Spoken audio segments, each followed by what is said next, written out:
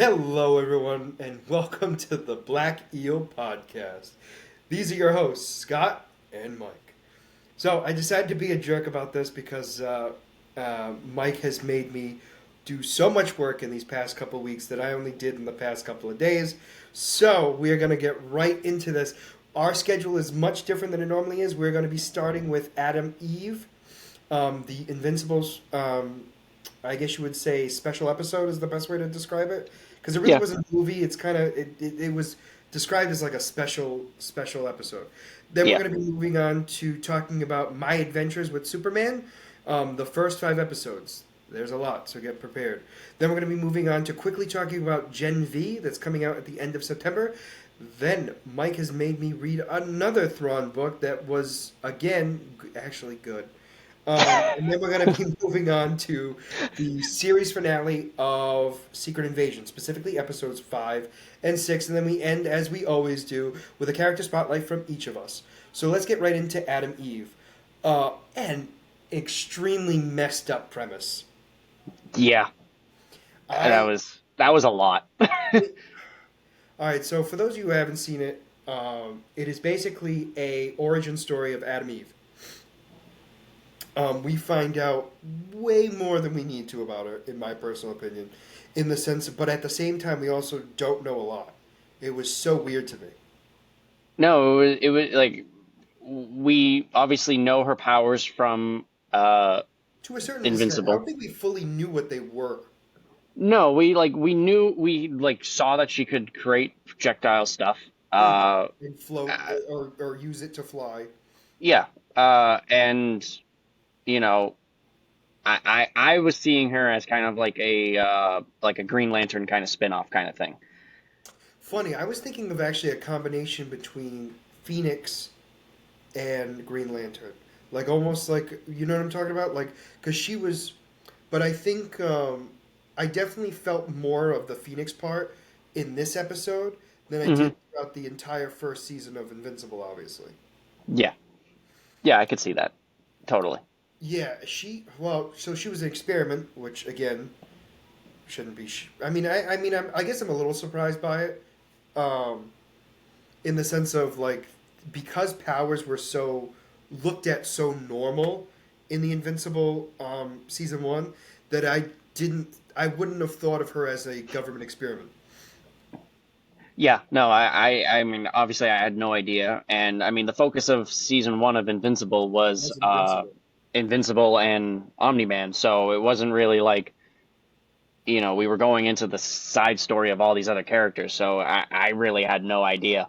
So seeing her backstory and seeing her become an experiment and like property of the U.S. government was kind of, very definitely very pretty shocking, Oh yeah, and yeah, definitely. it was. It was a lot seeing what she went through and what uh, just everyone around her went through because of that. Um, Can we talk about her parents, her adopted parents, please? They were the I worst people. Like I don't remember them being that bad in I know. like I know they were kind of like harsh and stuff like that. Don't get me wrong, I remember that, but like I thought it was because they wanted to be normal in the sense of like not get killed, not realizing that they were just jerks. I Oh I yeah. I was really thrown off by that. I think more than anything else. No, I felt so bad for her. Like I like her mom going back and forth from being like super supportive and then just like being so mean. And then the dad just being a complete jerk all the time. The entire time, just like being so unsupportive. I'm like, what is wrong with you people? Yeah, and then like I think my least favorite line of his is like he says something to her, and the mother was kind of like, you shouldn't be saying stuff like that or whatever. He's like, well, she knows I don't mean it. It's like, does she though? Like, She's a does kid. Like she? what I think in that episode she was what, like 12? I think yeah, it was tough to know her age at each point, but I would agree with the 12. She was Well, definitely. did they have the age on the birthday cake? I'll be honest, I didn't even pay attention. I'm not gonna lie to you, I don't remember.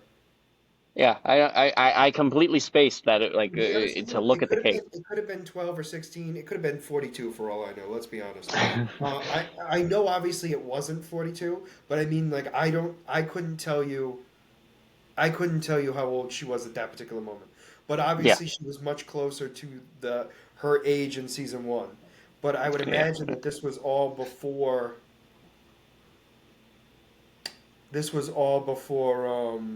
I'm trying to think before she even started working with the government. Yeah, well, yeah, obviously. No, Um, but I mean, like, what I mean is, like, when it ended, like, she wasn't even a part of a team yet. Like, we didn't see any of her team members or anything yeah. yet. All right, so, all right, here's my question. Because unless I missed it, we don't know who her dad is. We're assuming it's the doctor. Correct. No, I did not remember anything talking about her dad. The Only only thing that we know mother. officially is her mother. Correct. No, the reason why I asked that is because it was, like, heavily hinted, but, like, never stated. And I Correct. wondered if that's why all her siblings um, didn't look. And now, correct. I know this is gonna sound weird when I say it this way, but like, don't look anything like her. And I don't mean like the features we could see. The features we could see. What features are you seeing that give family Phase resemblance? Phase two had the most human features. I'll give you that. Phase two. Phase three and four were kind of just And five. blobs. Don't forget about five. Don't forget about five. And five. Five was the first one to go. They went in order. So the phases we're talking about were apparently um, during Adam Eve's birth. The head scientist removes the mother from the building as the Guardians of the Globe break in to stop it, Mhm. and what happens is it's thought that the mother dies. Yep. It was definitely assumed that she died at birth. That she Right. died giving birth. And then the doctor switched the babies. Magic. Switched the babies, and Adam, Adam Eve went with somebody else. A very nice family. You Uh, know what surprised me about that is that the government didn't check to make sure it was actually the right baby. um, I think, I think I'm not surprised by that. Have you met the government? I mean, when it comes to secret experiments, they're a little bit more on top of things. Are they though? Have you seen I mean, I guess. phase two, I get. three, four, and five? They got worse as time went on. I don't even Well, know that's how they're because worse. that's that's. Here's my thing. It should have went the other way around. Like phase two should have been the one that fell apart. But no, you are correct if they had the correct doctor. But it Because doesn't matter. You should still have gotten better, not worse. yeah, no, I mean yes, correct. Yeah. Um, the other thing too was so obviously they tried to replicate our little Adam Eve, and they failed miserably 4 other times. Yep. Yeah. Um, I mean, I don't even see how the they weren't even powers anywhere don't even. close. Yeah, the Yeah. powers So, were nowhere near her. so I'm gonna argue on this one. Hear me out Okay. on this. So the way it was talked about her ability to manipulate on the atomic level, she was given a blocker to stop the manipulation of living flesh. Phase two, three, four, and five, more two. I can't really say for the others for sure because they didn't. Phase two for sure could manipulate their own living flesh. Yeah. Well, phase three could. Well, what I'm getting at is it to the extent of which they were able to. Two was the only one that could do it consistently because three and With four yeah. were not out of their tubes for long. Hmm. Yeah. I mean, obviously the newer generations couldn't survive as long out of the tubes, but I mean, either way, it seemed like 5 was kind of just like there and gone. But 2, 3, and 4, at least you could see some of them being able to manipulate their form a little bit. Yes. Obviously, the more force they use, the faster they decompose. So obviously, we didn't see too much of them. But obviously, 4, like you said, didn't last as long. He used a little 3, bit of power, yeah. was gone. 3 survived a little bit, and then 2 just was able to go the distance, but just used too much of his power and emotion and just his body depleted. Yeah, and I think the part that bothered me the most was when he was like, "I wish we could have been siblings," but it's like you attacked her. Yeah, I it mean, was just like I wish things could have been different. I mean, it felt that out of everything, like I liked everything about it except that one scene. you also have to look at it too that they were pretty Oh yeah, probably unstable mentally. So no, there was. no. They were melting before our eyes. I would imagine that they're not mentally sound. But my point I'm making is it was just like it felt it felt not real.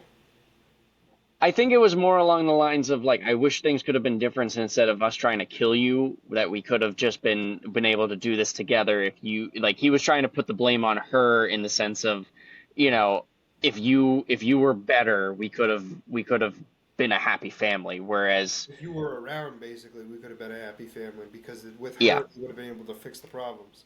exactly. And then she gets captured. Spoiler alert. Um, and then she breaks out.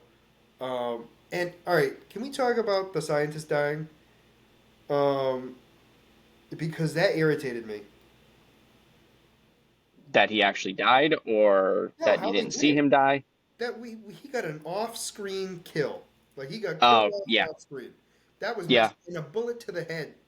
Yep. No, that was a little yeah, I was just like when I heard the gunshot, I was like, "Really?" And then, Exactly. you saw him just lying there dead. I'm like, "Oh, I guess we're doing that." Yeah, Yeah. I mean, like, don't get me wrong. Everyone in the world knew this guy was going to die. Yeah. But, like, I expected to see it. Yeah. I mean, we saw the The freaking, off-screen we, the we see the off-screen melt. deaths are always I would have funky. rather, I would have rather them, like, have them melt off screen so I could have seen the guy get shot in the head. Yeah. Because it would have had more of an impact. By the way, the melting grossed me out. Yeah. It takes a lot to gross me out, let me tell you. And that it does. That it And, does. and that grossed me out. Um, Yeah, I wasn't prepared for the melting.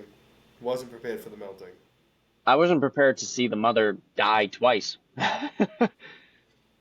Well, was she really alive the second time? Let's be honest. Yeah, she was breathing. Whether she was functioning is a different story, but Did you understand the point I'm making? I mean, it sounded like she had a lot significant brain damage.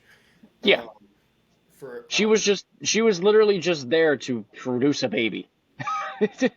Yeah, melted babies. Melted baby. Yeah, yeah, which is, I mean, to be honest, that could have had a big factor, obviously, as well on the kids not surviving, Well, I was aside for the scientists not being there. that too, and I'm wondering too. As weird as it sounds, the ovaries as well. Like, was she dying internally where the eggs were slowly becoming less and less, you know what I'm saying? Less and Yeah, less fertile. I mean, yeah, that's a whole nother thing too that we don't talk about because when did we're assuming that these kids were not born, they were born after obviously Adam Eve, but we don't know the growth spurt and everything else. They might have not been you know what I mean? Like the hmm years in time between that and then, she might not have been as she might not have had the best eggs, not because of just her age, but also the fact that she was brain dead, and she yeah, didn't. You know what I mean? And her body was being held together by what I would assume is machines. yeah. She was literally on life support. I mean, Yeah, and then I mean, then she erases everyone's minds instead of manipulating them and turning them to better humans. Um, she's a kid. if she thought about it, she could have done it. She could have done it. I mean, they would have died, but it would have been cool. Because she wouldn't have done it right, but it would have been cool to see. Now I my mean, she question. also doesn't know how to use her powers, so I mean, she does and she doesn't. I agree to that. She definitely under. So like she understands how to use them, but she doesn't know how what their full capabilities are. agreed. I also was it was it just me or did like you feel like she was way more trained than she should have been? It was definitely one of those situations where, within a matter of a week, she know like, oh, I've learned that I got these new powers. This is so cool, and now all of a sudden I'm a master of it. It's I definitely can one of those situations. I can make a suit of armor.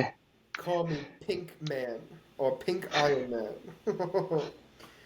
Yep. um, yeah, I mean that again, very minor stuff bothered me. It was more of like the fake heart wrenching scene, like, and I say fake because I didn't feel it.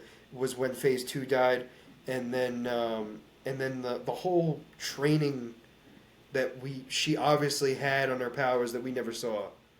Yeah. But that was it. The other thing that weirded me out too was the fact that, well, one, it does explain why she acts the way she does in season one, where she's kind of just like very standoffish. Yep. Um, but I think it's weird that she still went to work for the government. Once she probably got over it, she probably figured that she could just be doing more better with them than fighting against them. Because you know that the US government is going to be going after her no matter what.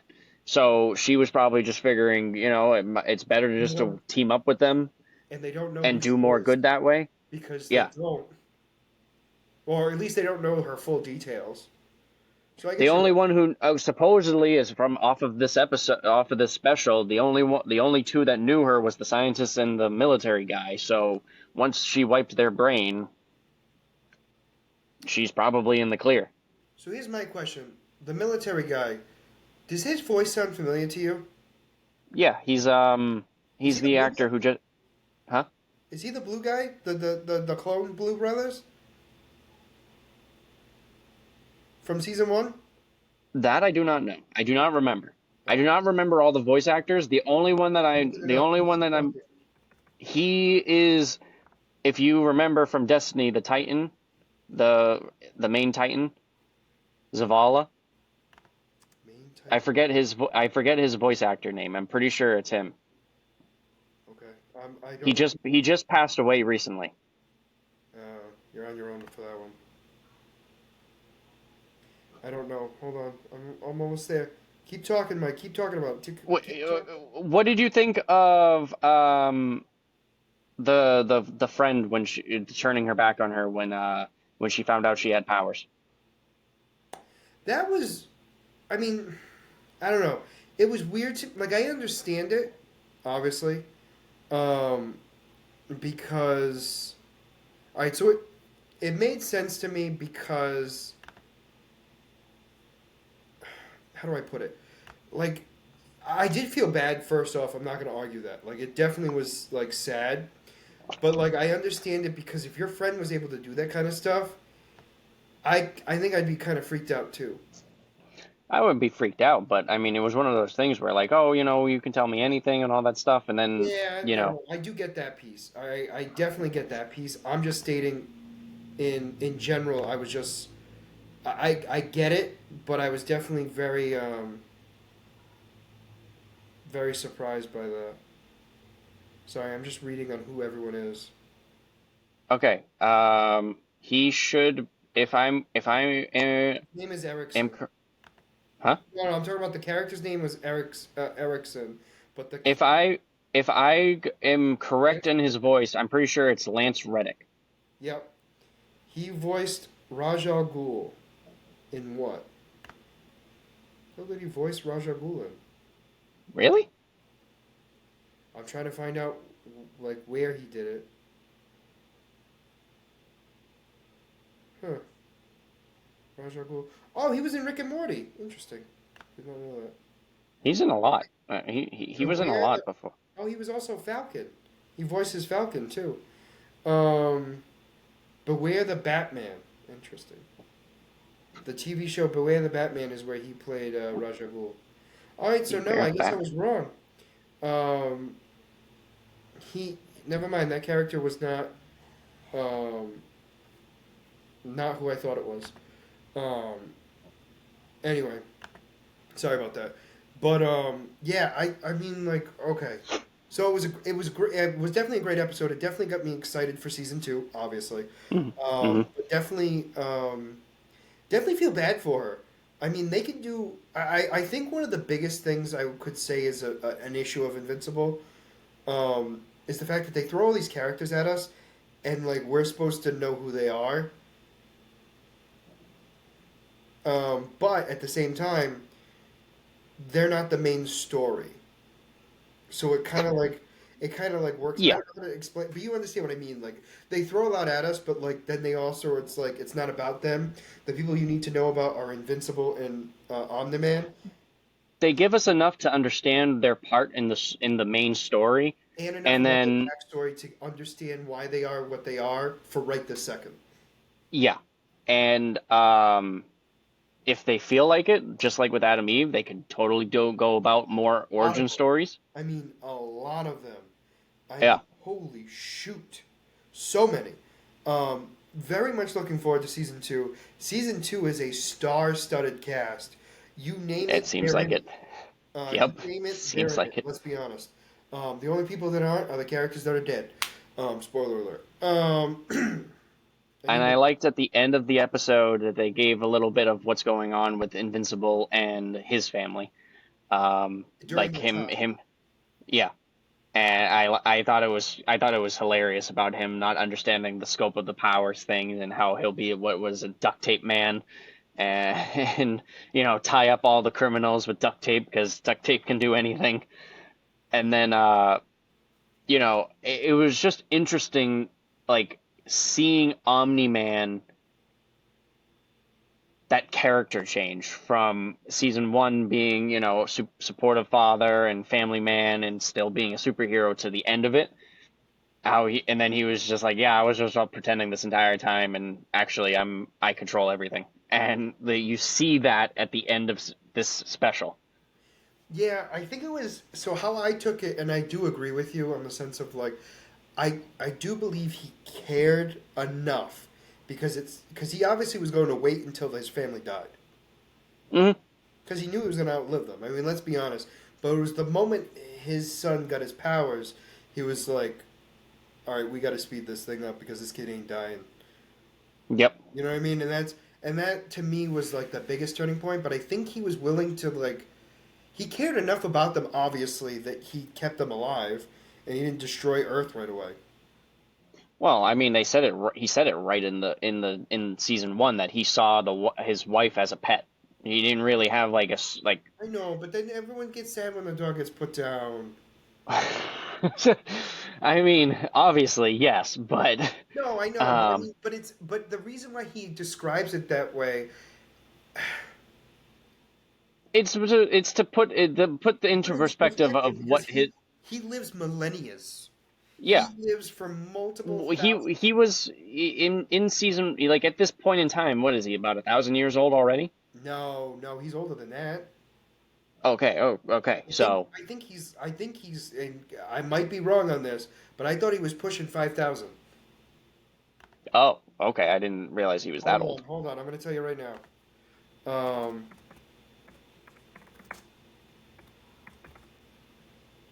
Sorry, I was wrong. He is not over 5,000. He is over 2,000 years. Okay. He has only begun to show signs of aging while still performing in his prime. Oh, you know where I think the 5,000 came from? I think the 5,000 is like where they're. I think that's when they are old. I think. I think That's they something I mentioned. want to start. I think that's. Nope. I think that's something that they talked about in the show, but I can't remember now. But anyway, not Yeah. important. But yeah, This is something that one of those things I like. I know I say this a lot, but this is something I definitely want to read, like read the comics in to learn more of these characters and get more of these backstories. a lot of Um, people are dead. I'll tell well, you that. obviously, No, most no, of no, no. these. No, I mean like most of the characters we've seen already that are still alive are gonna be dead. Probably. I'm not No, surprised no, I'm without just this. I only know because and there's like a devastating one coming up, and the only reason why I know it is from the comics. Um, and I didn't read them religiously. I just read them after the first season came out because I Yep. was like, because I like literally knew nobody. I'm like, all these guys are great. Like they're like literally incredible. Like I'm like, I want to learn all about this. Like I want to know how Demon Girl became Demon. Like I want to know this stuff. Like you Yep. can't be throwing me people out of the blue, and I'm expected to be like, you know, figure it out. I'm like, no, I want to know. But yeah, overall, very much looking forward to season two, which comes out September, October, No, November. November. November. You're correct. You're correct. I knew it was one of the. November 3rd, correct? It was one of the months that is coming up. So I I hate hate you me. so much. I hate me more. Remember The that. only thing I'm upset about in Invincible season 2, which I remember sending you, Oh, it's divided it's up. It's not. divided up into two parts. I yes. Yes, it It's only the first breaking what between six Christmas. episodes? Huh? Isn't it What'd you broken? say? It's supposed to be like the first half is going to be before Christmas, and then the second half is right after the holidays. Yeah, yeah, something like that. Because I I don't know I think sent you the picture. I think it's 3 episodes premiere, and then they do a weekly episode until the end of November, and then it's held off until the new year. First 4 episodes start November 3rd, airing weekly through November 24th. Yeah, so 7 episodes, Yeah, and so and it's then the next 4 episodes arrive early 2024. It just hasn't been confirmed yet. yeah. The time frame hasn't been confirmed, but I'm wondering if they're doing it because of the holidays. Um, Um, get people to renew their subscriptions. Um, that's always a big thing for these companies. But I do agree with you that it is a little bit irritating about that. I love their tweet. First 4 episodes of season 2 start November 3rd, airing weekly through November 24th. Then there will be a short break for you to take a breath, hug your family, and reflect on what you just experienced in episode 204.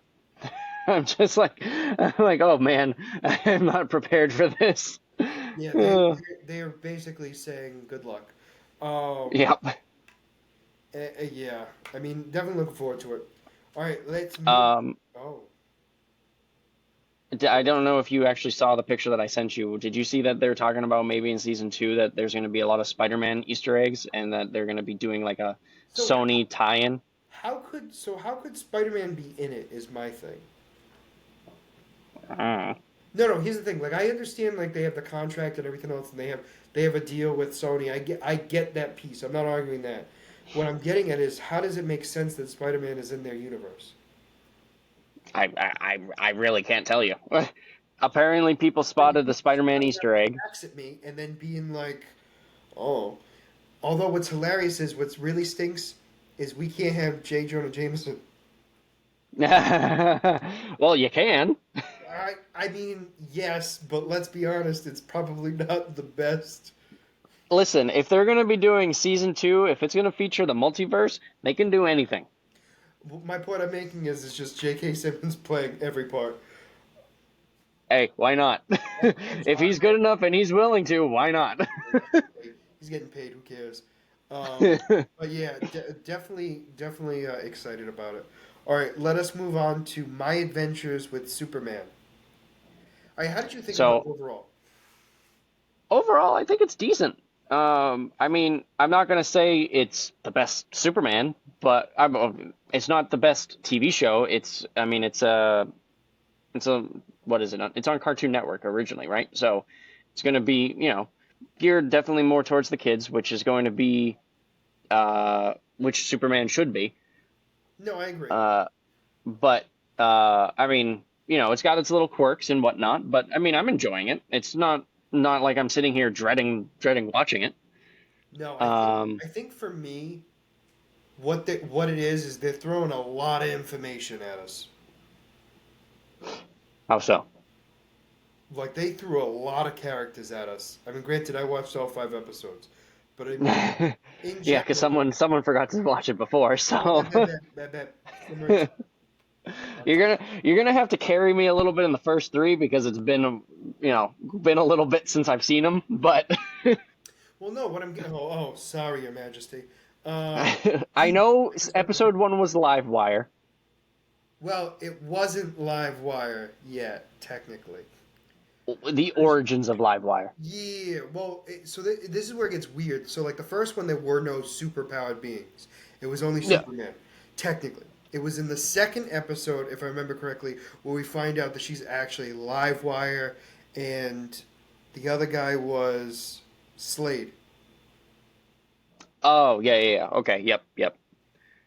Um, I might be mixing up the episodes, but I I'm do. pretty sure. No, I'm pretty sure Slade wasn't actually confirmed until the most recent episode, one of the most recent episodes, because they said Well, his name. yeah, no, he was confirmed then, but I thought he was Slade because of the whole his Oh, hair because of the color mask. design, Yeah, and the yeah, way yeah, he kind of presented himself. yeah. Uh, it made me think of him as Slade. Now you're absolutely right. He wasn't confirmed until the last episode, Yeah. or maybe like the end of episode four. I can't remember, but he definitely was only just recently confirmed, and technically wasn't really Deathstroke until the final episode, or Hmm. the most recent episode. Um, yeah, so episode one was the robot fights with live wire not being live wire. Yeah, Um, she's in control. Yep. yeah, that whole thing was just weird in general. Um, I'm trying to just look at the thing in a second. Episode. So episode two wasn't episode two with the gang with the where they had the Yes, three the yes, yes, you're correct. So the second one was so we did get to see Livewire be Livewire, if I remember correctly, but it hmm was mostly focused on the Intergang with their yeah hands on unstable weapons. hmm And then and that's actually that's where Superman became Superman. yeah he ep, ep- episode one So or episode two. no, episode two he became Superman.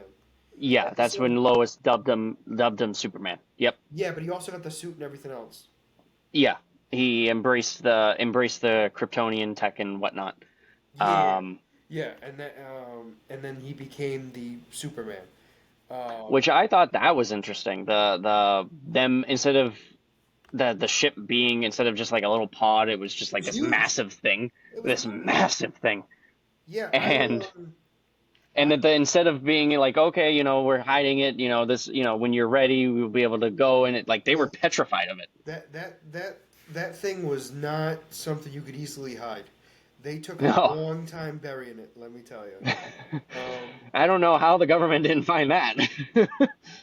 I mean, not that. I mean, all right. I We agree. just talked about this. I know they're not the brightest, but Well, no, no, no. I was also thinking too that they probably, especially at that time, probably didn't have the technology to know that it was anything other than a meteor. okay, I'll give you that. Yeah. Would be my guess. That does not mean I'm correct, because it sounds like they definitely do have the tech very similar to Kryptonian tech. hmm Um, but yeah, so we had that we had those two episodes, and I definitely did enjoy it. The first one was kind of Superman becoming Superman, like him being the hero. I guess the best way to put it. Like it wasn't Yep. just Clark Kent like hiding his powers. Like, oh no, I get so nervous, I'm gonna break my alarm clock again. Damn it, I broke it again. Um, it definitely was. It was cutesy enough that I liked it, but it also works for Superman. I Yep. mean, I know you've already said it, but it's like it definitely works for Superman, and I think that if it was any other character that was the lead of this show, it would not be as I wouldn't be as happy with it as I am with Superman. Yeah. No. If this was the style for a Batman TV show, Oh no, no, it would. No, it I wouldn't. also I wasn't a would. huge fan of Brave and the Bold, even though there were some good episodes. It was too cartoony for me. It was too kid friendly. Yeah. It almost gave me like the Adam West vibe. But not Yeah. really. Yeah. Like like the characters need to have that certain tone to make it work. Like it's one thing to be dark and it's one thing to be dark and gritty and throwing in those light humor, like the light humor to Yes. make it to make it appropriate for, obviously, it's on Cartoon Network. You can't have it be dark and gritty like Yes, the Snyderverse, but it still has to work for the character. correct. Superman is this all about hope and high spirits and all this other stuff, so It works out perfect. this style works perfectly for him. No, and I 100% agree with you. Let's talk about his eyes. I don't know what's going on with that. I'm very interested. So correct me if I'm wrong. There was a version of Superman that split himself into red Superman and blue Superman. Yeah, yeah, yeah, yeah, yeah. Well, Yep. I'm wondering if that's kind of what they're getting into because it goes from blue to red. But it throws me off because I'm not like so obviously it's still early first off. But what kills me is it's like the blue made me think he was just activating his powers, Yep. obviously. But then the red obviously was heat vision, but it wasn't heat vision right away. So it was like it was almost like a blinking of blue and red for a while. Well, I say Mm-hmm. a while, but it wasn't, it wasn't forever. Moments. Yeah, Yeah. but like it wasn't instantaneous. It was kind of like and then he He was struggling. He was struggling to do it. Yeah. well he also didn't know he had it. Like so it Yeah. wasn't like he was struggling. He didn't know he had it. He But didn't know what was going on, so he didn't know if he should let it happen or fight it. Like, he's figuring himself out. So this is a lot for him. and then Uh, and then we're gonna move on. I'm going quickly with the episodes because I want to make sure that we talk about each episode and then we can blend the stuff in as much as we want. fair Um, enough. Only because it's very easy to blend these together, mostly due to the fact that you don't remember it because you watched it when it came out, and then there's me who, Forgot about it. yeah. Why is it saying episode 5 aired on August 4th? That doesn't make any sense. It didn't. August I 4th. mean, episode 5, it's saying it aired on August 4th. That do- That doesn't make any that sense. that does not make sense. No, because I watched it. Anyway, sorry. So we're gonna pretend like I didn't say that. Well, no, it just didn't make any sense to me. Episode 3 was the gala, where they go to the glitzy place with the high, the scientist, Oh, the head with what's his name? Mazo, Oh my God. Mazo, Huh? Mazo, Yeah, Amazo. There we go. Yes. Mazo. Thank you. I knew I was missing a syllable there. I was like, I know I'm around there somewhere. Um, yeah, that was messed up. Now, was that the same people? No, that can't be the same people. I was gonna say because the suit reminded me of Blue Beetle. Yeah, that gave me Blue Beetle vibes. It definitely did. Um, I think I thought that was an interesting take on that with giving him the full suit instead of. I mean, I'm not sure if that's like the normal thing or not normal, but one of the alternate takes of it. But I'm used to Amazo being an android that can adapt, whereas this one, Was a suit. is a suit was a suit that requires the fight to and absorbs the energy kind of thing.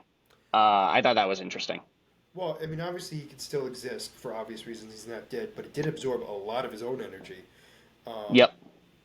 so apparently, the more Superman beat it up, the stronger it became. When Superman Yep. decided to stop fighting it, it was absorbing the energy from its host and literally shrunk him down to a shrivel. He lost all his hair Yeah. and everything. Like he Yeah. lost. He got obliterated. Yeah. Yeah. It was very that piece threw me off. But I imagine it's all linked together because, for obvious reasons. Yeah. Um, We're gonna see him again. I'm assuming, to be honest. if not him, somebody else wearing the suit. Yeah. But yeah, and then you believe a man can lie, which was episode 4. That's when Lois they track down the But dangerous weapons, and okay. That's when that's when Lois it clicks in her head that he is Superman. yeah, but that's also when Livewire comes back. I think that's when we officially see her back. Yep, yep. That's when she. Yep, you're right. She comes back, and that's when they find out about Task Force. someone else is the one supplying everything. Yep. Yeah. Who? So all right, we're gonna talk about Task Force X real quick.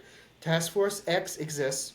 It looks like the three main people are Amanda Waller, or Mandy. I am not a fan of, but we will move on from that. Um, and what else? I'm blanking on the general's name or the colonel, whoever he is. I'm blanking on his name. Well, you know who the rumor is that hit that? Who that is? Because they never No. said the guy's name. Oh, they didn't? I thought they did. No, they gave his title, but not his name. Oh, Thought okay. is it might be Lois Lane's father. Oh, that would be good. That would be They good. changed to him. You know what I'm saying? And they're specifically not mentioned his name. They've Yeah. mentioned everyone else's name but his, which is a huge. Like, granted, it might still not be, but it's definitely hinting that it could be. No, that would make a lot of sense. That would make a lot of sense. Um, and then we have episode 5, which was My Adventures with a Mad Scientist. Yep. What was this one? When Jimmy gets kidnapped. Jimmy got kidnapped? What? What? That's not right. Was it only 4 episodes? Am I stupid? What was episode? Sorry, everybody. Episode 4. Episode. What the heck is going on? It says The Adventures with a. Anyway, what was it? Okay, I think no. Okay, okay, we messed up. So, You Believe a Man Can Lie is episode 5. That's when Jimmy is out with oh my God. Steve. Uh Oh, oh, that's episode 5. That's when Lois Lane and Clark get into They the fight. confront. Yeah, Yep. and then he finally like. Episode 4 is Amazo. Episode 3 is the interview with Superman, where they do where they go for the gang in the bank. Yeah, and then. Episode 2 is Livewire. Episode 1 is the whole introduction thing, and they're fighting the robots and all that stuff. Oh, okay, okay. That makes sense. I knew something was off I here. was like, wait a minute. You know what it is?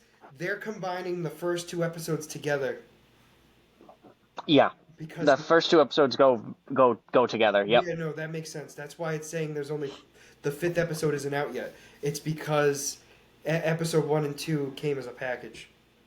Hmm. All right. So That sorry makes about sense. that, everybody. But yeah, the death. All right, let's talk about the Deathstroke fight with Superman. I mean, so the fact that he could hold his own. I mean, he had the weapons to be able to hurt him. Um, I always think it's interesting with these with Superman with his power levels fluctuating and all that other stuff about what can hurt him and what can't hurt him. Um, Obviously, with this being a kids' TV show, it's got to build the suspense and have Well, the. even and I'm bringing this up because I've been watching Smallville. Obviously, I still haven't finished. Um, Maybe another 3 years from now. 5. But what kills me is the fact that like his powers fluctuate obviously for plot convenience, but it Hmm. almost always has to do with the fact of either his powers evolving or the fact that he's like using too much of it at once. So like because his body he as weird as it sounds like he doesn't automatically absorb the sun's rays. Yeah, I mean, like, yes, he does, and people are gonna be like, the comments yelling like, "Yes, he does." Like he does it passively, but he can actually make sure that he gets a lot of it, yeah. and make. That's why whenever you see him flying into space, that's him purposely trying to go up there to absorb the rays, and it's direct sunlight instead of having to go through the ozone layers Right. and get it weaker. So But it's that makes almost sense. and like there was even an episode in Smallville where there was a solar flare that happened, Oh, and what happened juice was, him up. well, it did both, based on the fluctuation of the solar waves, it caused him to be way too powerful and uncontrollable. Like he couldn't Hmm. stop running. He couldn't, you know what I mean? Then then Hmm. then at other points he couldn't do anything. Like he was so weak he couldn't lift the car. So like there were Oh, times where like okay. he couldn't lift the tractor, and like he was getting pissed, and like literally like 5 seconds later he threw the tractor almost across the state. So like it was one of those things where it's like his power fluctuates for many different reasons. Granted, they do it for plot reasons mostly than anything else for the writer's purposes, but it makes sense based on his story. But Yeah. yeah, overall, I mean, this was actually surprisingly good.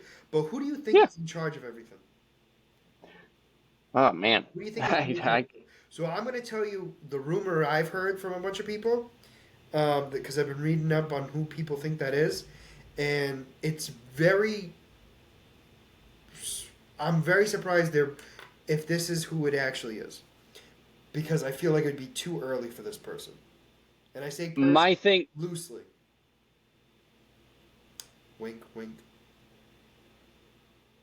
Well, my first instinct would be just because of how it because it's Superman would be Lex Luthor. Um, Very so, but but he wasn't the one that was mentioned, which is hilarious to me. It's somebody else. the only other thing with the tech, because of the tech, my whole thing would be maybe Brainiac.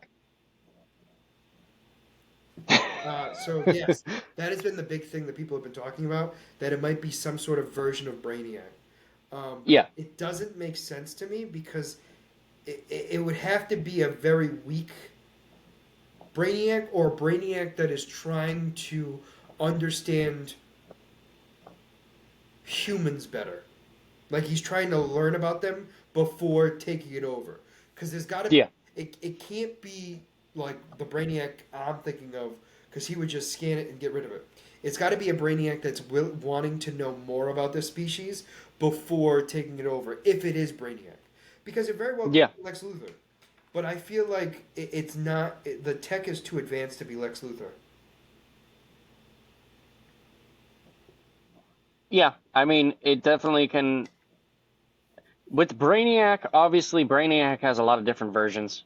Yes. I mean, we've seen many different versions of Brainiac. The Brainiac one that we usually see that go head to head with Superman is a very powerful Brainiac that, you know, is very in control of everything and has a lot of knowledge and, is pretty dangerous. No, I Um, agree with you. but it's just with just it's tough to picture a Superman show without Lex Luthor, so that's why my instinct is just to go with Lex Luthor. But No, and I do get that. But I like you said, the technology, at least for the time being, but is a little also bit it's advanced. a young Superman. Yeah, Lex might not be at the level that he normally is. You know what I'm saying? Because we don't really know what's going on with this show because everything that's normal about Superman, the Superman stories, is kind of out the window with this show. I mean, I mean, all right. Lois So Lane is usually. let me argue. Let me just stop you there for a second because I think for me, the Clark Kent part of it is very by the book in my personal opinion. I think it's the Well, yeah, Superman piece that is definitely, I don't want to say off the rails because that's not the right word I want to use or right phrase I want to use, but it's definitely out of the norm. well, I mean, this is a very, like I said, this is just a very different take on Superman. I mean, Different definitely, look like you and said, different the different emotion. style fits the Clark Kent Superman persona. Agreed. Just how they're going about with the Superman buildup and all this other stuff, that's new. Yes. Obviously, like you said, with the eyes and the getting his powers and this stuff, this is at least a new take that I've seen. I mean, they could have touched on it in the comics, and I'm unaware of it, which is very possible. But I mean, like for example, Jimmy Olsen and Lois Lane. Lois Lane is usually at the point where when Clark Kent shows up, she's an established reporter and has a reputation. Whereas in this show, she's an intern and has absolutely no power, you know, I do and she's understand. trying to get her foot in the door. And all of these villains that we're seeing who are, somewhat established by the time Superman comes around, But they're really to, not too, which is the cool thing too. yeah, um, Oh, this show is going in a different direction. speaking of, how did you feel about Heatwave?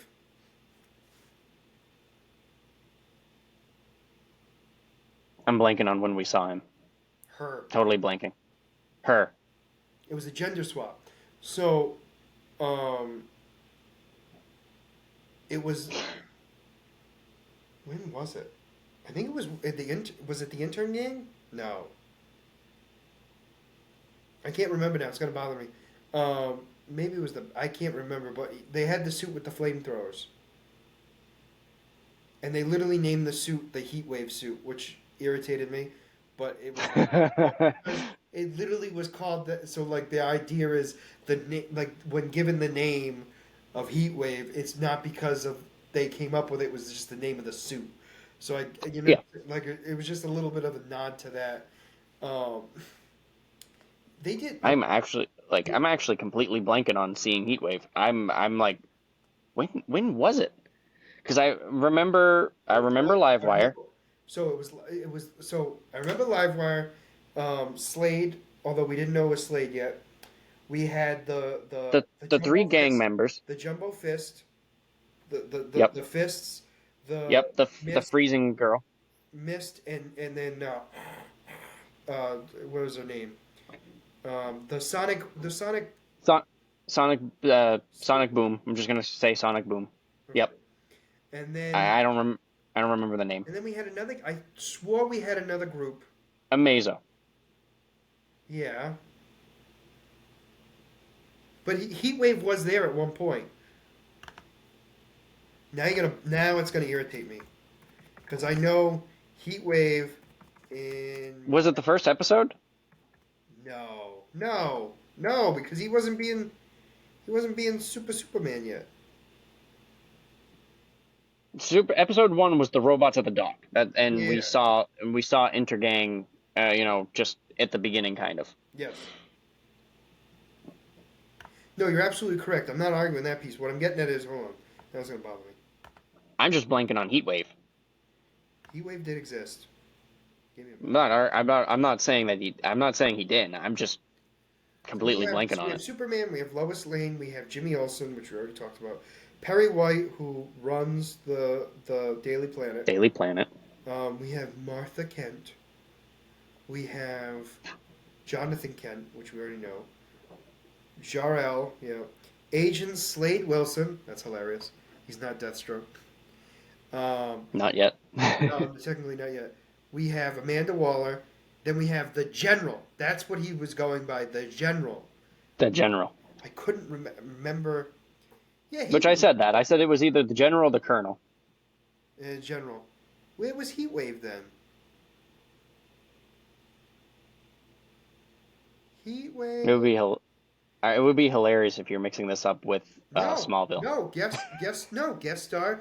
Guests are Flip Johnson, Livewire, Silver Banshee, Mist, Roughhouse, Cat Grant, Ronnie Trope, Parasite, Heatwave. Okay. I just don't remember, which is bad.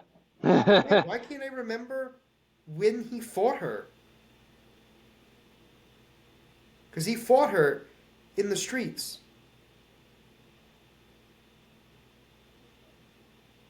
Ah! It was episode. It was.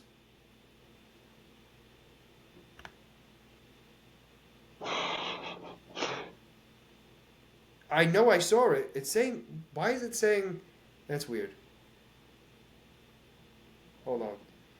Episode 1 and 2, 3, 4. Oh, no, it was in episode 5.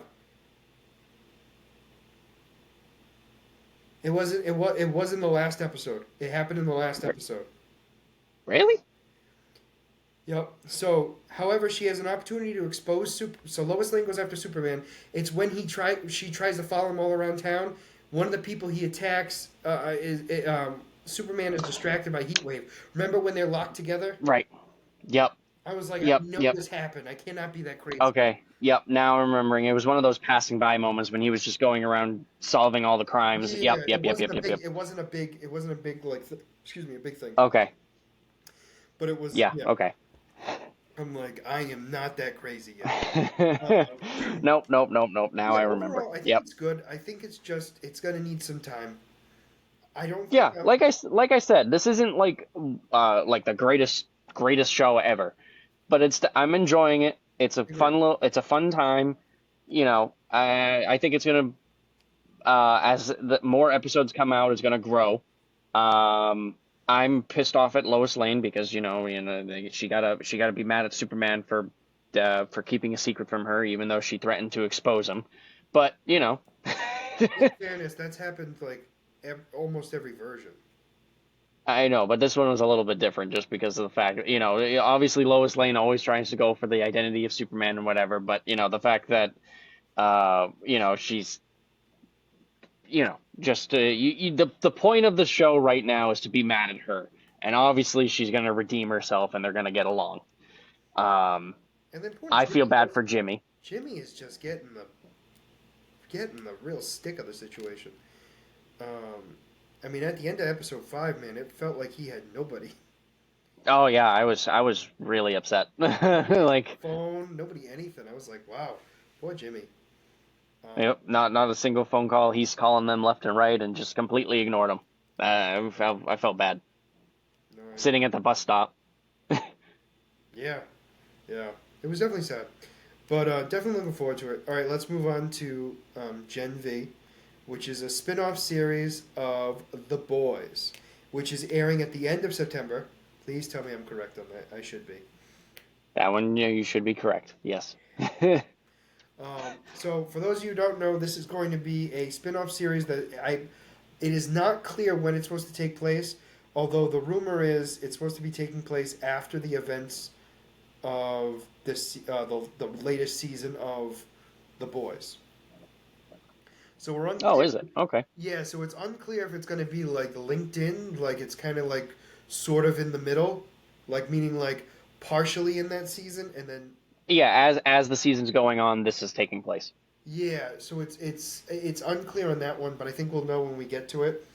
But it show like apparently we're going to be dealing with the freshmen, and Freshman. apparently these freshmen are a greater class of freshmen. Apparently their powers are better than some of the other. Really? So again, that's the way they're hinting at it. I don't know if it's all of them or what, but it makes sense because as the years go on, they try to make better and better powers. Yep. Um, so for the most part, yeah, it's an interesting thing. I'm curious at what's going to happen, especially when they find out that the V was forced on them, because you know how college kids are. Um, and There's two groups. Either they're going to be an uproar or they're going to be so for it. yeah, there's gonna. I feel like there. I honestly feel like this is gonna be more violent and more gory than the boys, and and I think it can be. and the reason for it is is because it's college level, right? So their brains are not fully developed.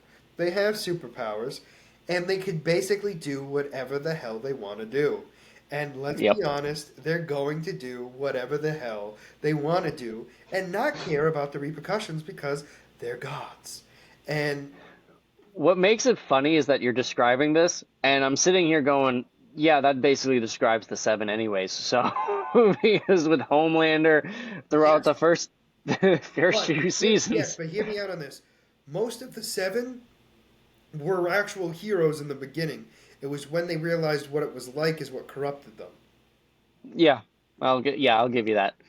Where these And yeah, guys, whereas college students are just gonna be like, I don't give no Fs. they're gonna be drinking and smoking and then doing lots and lots. They're gonna make. Oh, what was the name of it? Herogasm. Yeah, they're gonna make that look like nothing. They're gonna make that Oh, look. this is gonna be great. Um, although that is not confirmed, nor have I heard a rumor about that. But I would imagine, just because of how college is, that if we went with Herogasm, we're gonna be seeing College Gasm far surpass that. Um, yeah, it's gonna be a bloodbath, and it's gonna be a rousing bloodbath, and just it's gonna be yeah, that's what it is. It's all it's gonna Oh yeah. No, like I said, told you before, but just before we started recording, I really don't know anything that's going on with Gen V. I'm just looking forward to it because the boys spin-off. I have a lot of I have a lot of expectations for it. Just because of the boys and the style of this show that it is. And Well, there was one thing that I sent you that described it a little bit. I don't know if you remember it. Um, Oh, it was a long time ago. I couldn't remember off the top of my head. All I remember is like seeing from the trailers. Like I think they were just teaser trailers. I don't think there's been a full trailer yet, or they must have been at this point. yeah. Oh, right. It was it was the boys spin-off is releasing in September. It was the I'm assuming it's the main character of the series, a white guy, and on the he has a long sleeve shirt with the college university in the background, and the logo is God U. Yeah, no, that's right, that's right. I do remember that, Um, and I'm literally yeah, so and I'm not surprised at all. Yeah, that is so what I've seen of clips have just been like people getting thrown around and then just being blood everywhere, just blood. yeah. And I'm like, and again, to be fair, that doesn't tell us anything, but at the same time, a lot of like the trailers for the boys really didn't tell us much of anything at all anyway. So we didn't figure it out until we actually saw the show. Like we saw Yeah. like a lot of stuff, like we saw a lot of like destruction and stuff like that, but we didn't like we didn't know context of it. And it's going to be the same thing with this. We're not going to Yeah. know No, context. I agree. But overall, very much looking forward to it, and that's going to be something else we're going to be talking about in this podcast when the time comes. But let us move right on to the Thrawn. The funny thing is, the reason why you wanted to go in this order is because of the fact that you said that you wanted to drop the hint of, oh, the person who voices Superman is a character in The Boys, and we didn't even you didn't even mention that. So, um, Jack Quaid, who voices Superman in My Adventures of Superman, is the same actor that plays Huey in The Boys. Um, and I was supposed to mention it, and I didn't, and now I'm fired. So we're gonna move on to the next thing, which is Thrawn book number two, Alliances. Is that what it's called? Yep, Alliances. alliances. So this takes All place. right. What? No, yeah, no, go ahead. I was gonna say this takes place in two different timelines. Yep. Well, two different time periods. I shouldn't say timelines. That's not the right word to use. Jumping back and forth between flashbacks and current Empire situation. Yeah. So the past was when Anakin was going after to see Padme because she was on a mission to save her maid. No, what was her actual title? Handmaiden. Handmaiden. So yeah, when she was queen, she had handmaidens that were also her doubles and bodyguards. Yes, yes, yes, yes. No, Um, no, I know, but it was the way it was phrased. I couldn't remember the phrasing, but I did. yeah. Yeah. And Anakin goes to save her, and apparently meets up with Thrawn. Um, and Thrawn is not part of. He's part of his own species military at that point. In the past. Yeah, he's with the Chiss ascendancy at that point. Yes, yes. I was like, I'm trying to remember. I'm like, I'm not even going to attempt to say the name. Um, it's like I won't say his full name. I'm not that stupid. Um, Yo, you'd be Anakin. yeah, really, really bad. So anyway, they meet up, and it turns out that Padme's handmaiden was killed um, brutally. Which we don't find out until like a pretty decent in the book. Yes. Yeah. Well, not I wouldn't say pretty decent, but at least a quarter of the way through. I was gonna say, I think it was more the fact that, like, yeah, you're right. It wasn't right away, but it was kind of, in my opinion, alluded that there's no way she's alive. Oh yeah, But anyway, so it turns into this whole thing, and then they find out that there's these creatures on the planet that are trying to take this specific. No, I'm sorry. No, it's the Separatists. Sorry, yep, I'm mixing it up. My apologies. Because the past was the Separatists going in there, taking this very specific mineral that's supposed to absorb energy blasts, which would yep. make their battle droids significantly stronger, able to block blaster fire and potentially not be damaged by lightsabers. It specifically deactivates them Thank you. when they're used against it. And then So the idea was, as this is going on, um, a lot of shit happens. But they go into the Separatist factory, and basically stop it from happening. Although they had to deal with a lot of stuff, dealing with actually a few of those enhanced battle droids, Hmm. along with And stormtrooper armor. yes, but also overall, they were mostly regular battle droids. Yep. There weren't that many that were produced of the. Wasn't there like six? Yeah, if I remember Was correctly, it I think it was six? maybe like 5 or 6. I Yeah, don't know something why like that. six is coming in my head, but six. I don't think that's. It's definitely. It was definitely a handful, possibly with a thumb, an extra thumb. Um, it wasn't a lot. I know that.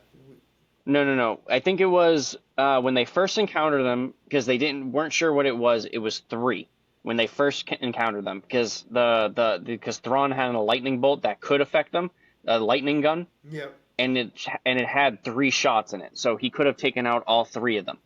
And then when the Duke came back, he had 8 battle droids with him, and 3 or 4 of them had the enhanced armor, I All believe, right. if So I it was a remember. total of 6 or 7. Yeah, if I'm remembering it But what I'm correctly. getting at is, it wasn't like there was a lot of them. No, For not obvious yet, reasons. not yet. Correct. The idea was they were going to mass produce it, and um, so anyway, they stopped the separatists, but also it sounded like Thrawn's people. I'm not going to even attempt to say their name. Were also at Chiss. Chiss. There you go. Chiss, where they are attacking the planet as well, to get to get their what was it? It was a generator. No, it the was a the shield generator. thank The you, shield shield generator. generators. And they part ways and everything else. But also, correct me if I'm wrong. Did it feel like Thrawn thought it was suspicious on what was going on? Like with like the rebels and the not the rebels, with the With the Republic. Republic and the Separatists. Yes. I mean, definitely. I mean, he pointed it out. He's I saying know, but he like was the like, like he was like, when they were talking about the stormtroopers, he was saying, he said like this is kind of suspicious that if they're going to be able to infiltrate your army, how would they be able to pull that off? Um, which I mean, like you said, he's very perceptive, as we talked about in the first book. yeah, And this just goes to show it even more. Like this, the little hints of that they were able to, how would he be able to get the clone trooper armor? What benefit would that have of them if they're not clones? correct. Uh, No, and you're absolutely right. And I think that was a big thing. I thought it was a huge thing because obviously oh, but definitely. he eventually joins the Empire, obviously. Um, but I just thought that was interesting to note that. And then we go forward in time. And this takes place apparently in between seasons 3 and 4 or 2 and 3 of Rebels. 2 and 3. Okay. Or is it 3 and 4? Because I don't think we remember seeing Thrawn in season 2, remember? I think it's 3 and 4. Might be 3 and 4. Yeah, 3 and 4 because season 3 is with the we're gonna call it the creature on Adelon. Yes. Yes. Yeah. Um, Because that was the defeat that Vader kept bringing up, the defeat on Adelon and the rebels escaping. yes. Um, And the whole reason why this mission even came to be was well, the idea was this was supposed to be a redemption for Thrawn to prove that, after his defeat, and because Palpatine orders him to come in, and it's him and Vader, and then go do the thing, and he has Vader go with him, and then what was that? just basically he says, "Here's the mission, go do it." I mean, I like my version better. What was He's not that? serious. He's just like do do do do. He uses the force to do what he wants. He's done. So then, he goes do do do do, and the guys leave, and so they knew exactly what needed to be done because of the thing, and They get to the planet that they were actually at together, whether they knew it or not. Although I would imagine Darth Vader knew, They obviously. both knew. Well, They yes, both knew. yes, but I mean, Darth Vader knew right away. I don't think Thrawn knew right away. I think there was a little bit of Thrawn had suspicion. Thrawn has had his suspicions, and throughout the book, as we're reading it, he's confirming his theory. More and more, correct. No, no, you're absolutely right. Yep. I'm just stating, like, I think at the beginning of the mission, he was not sure, where obviously Darth Vader knew because Thrawn is the same. Yep. Yeah. Yeah. No hiding it. So there's a lot of argument between Thrawn and Vader, mostly because Vader just wants to go in and just massacre everybody. And Thrawn's kind of like, let's think about this for a minute. We don't need to kill everyone right away. Let's talk to these people. And it's like, ah, great. I loved it when he's going back, they're going back and forth, and he's like, we just need to go, like you said, go in full force and whatever, and Thrawn's just like, no, we need captives, we need to talk to them, we need to figure this out. And then once they're down on the planet and they are talking to the bartender and they get jumped, um after they get encased in whatever the insects that Yeah, it was like a engulf them and freeze them in glue. place. Yeah, it was like a glue insect. It was weird. um After Vader kills everybody, he turns to Thrawn and he goes, I'm assuming you don't need any more hostages anymore, right? And he's like, nope, nope, we're good. We're past that point. You you can do whatever you want to do. Yeah, I mean, it was definitely interesting seeing the dynamic between the two of them. Um, but yeah, I mean, they were definitely polar opposites. 100% polar opposites, um, in the sense of their way of thinking. Yeah. But I do want to point out that even though they're, for the most part, they're polar opposites, whereas Vader wants to just go in, kill everything, and then that's it, Hmm. and Thrawn is like wants to think it through. He has that aggressive side, that very dark side that can match with Vader. Yes. Obviously, he doesn't have the power like Vader to be able to support it, but I mean, he has the influence behind him to back it up. No, definitely. The other thing that was shocking to me, or I shouldn't say shocking, I think that's not the right word. I it was definitely surprising, when we find out about the force sensitive children, Mm. Mm-hmm. um, and how apparently as they get older they lose it. Do you think that has to do with the fact that it's because they're not trained in it that they lose their connection to it, or is it just part of a species? I think it's just part of the species. Um, I think, I think he said it like it doesn't matter how much training they get, they lose it with age, and it's a case by case situation. Some kids lose it faster than others. Mm. Um, No, I know, but you understand what I'm saying. Like, it's just one of those things where it's like, I'm asking it that way only because, obviously, Vader was kind of pissed about the whole idea of there being force sensitive children, and you didn't tell us. We must remove their heads immediately. We must yep. know a childless world. Our future generations will be proud of it. Um, no, you didn't get it? Okay, I'll move on. Um, no, I thought that was interesting. I also thought it was odd a little bit. The idea of using a child as a navigation unit. Yeah, right. It's, We're gonna go there. you got to do what you got to do. Yeah, I guess so. And then obviously they liberate the children and everything else. They liberate the children, and what kills me for the most part is the fact that, Vader's like, "You're not part of the Empire. Your loyalty's not with the Empire," and Thrawn's just kind of like, "Yeah."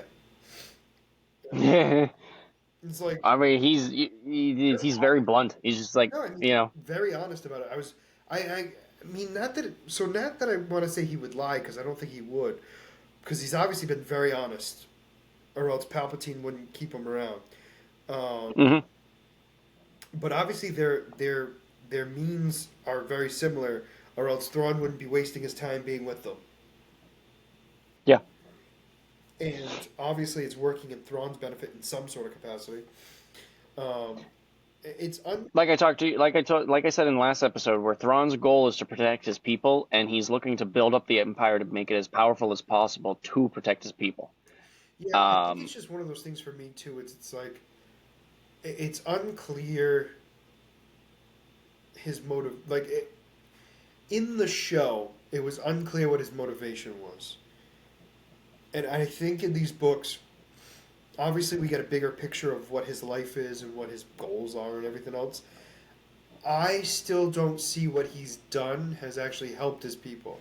But you also bring up a good point that it's more the fact of like building the empire up, so the empire now keeps his people safe. Is more, mhm. and I didn't think of it that way, which changes my tune a little bit. Yeah. Let's not forget too, I mean, the fact that he said it multiple times to Vader that Palpatine wants to expand his reach into the unknown region, which is where Thrawn's people is, where the Grisks are, who are this big threat. So he's hoping that by building up the Empire, they can expand quicker and thus get to his people to protect them faster. Um, Whether or not he, like Vader said, like bring in the fleet to his people to protect them, or just the Empire's influence actually expanding, that's a different situation that we don't know about. But Would we think that he would leave the empire in a heartbeat if it meant protecting his people? I would say that's a tough one because he's it is. because my automatic reaction would be no. But at the same time, based on these books, makes me think the opposite. I think if I think if the Empire actually went against his people, I think he would side with his people. But as long as they do not As long as it was like kind of a like one-off thing where it's like they didn't attack his people because they were his people, they attacked him because of whatever. I think he wouldn't be as yeah, it's a tough one. It's definitely a tough one because, like you said, the split loyalties. If it comes down to it, I think it would be if it was like a war between the Chiss and the Empire. I think it would be kind of like a General Lee kind of situation with the Civil War, where he sides where he's from. He goes okay. back to his people because that's his.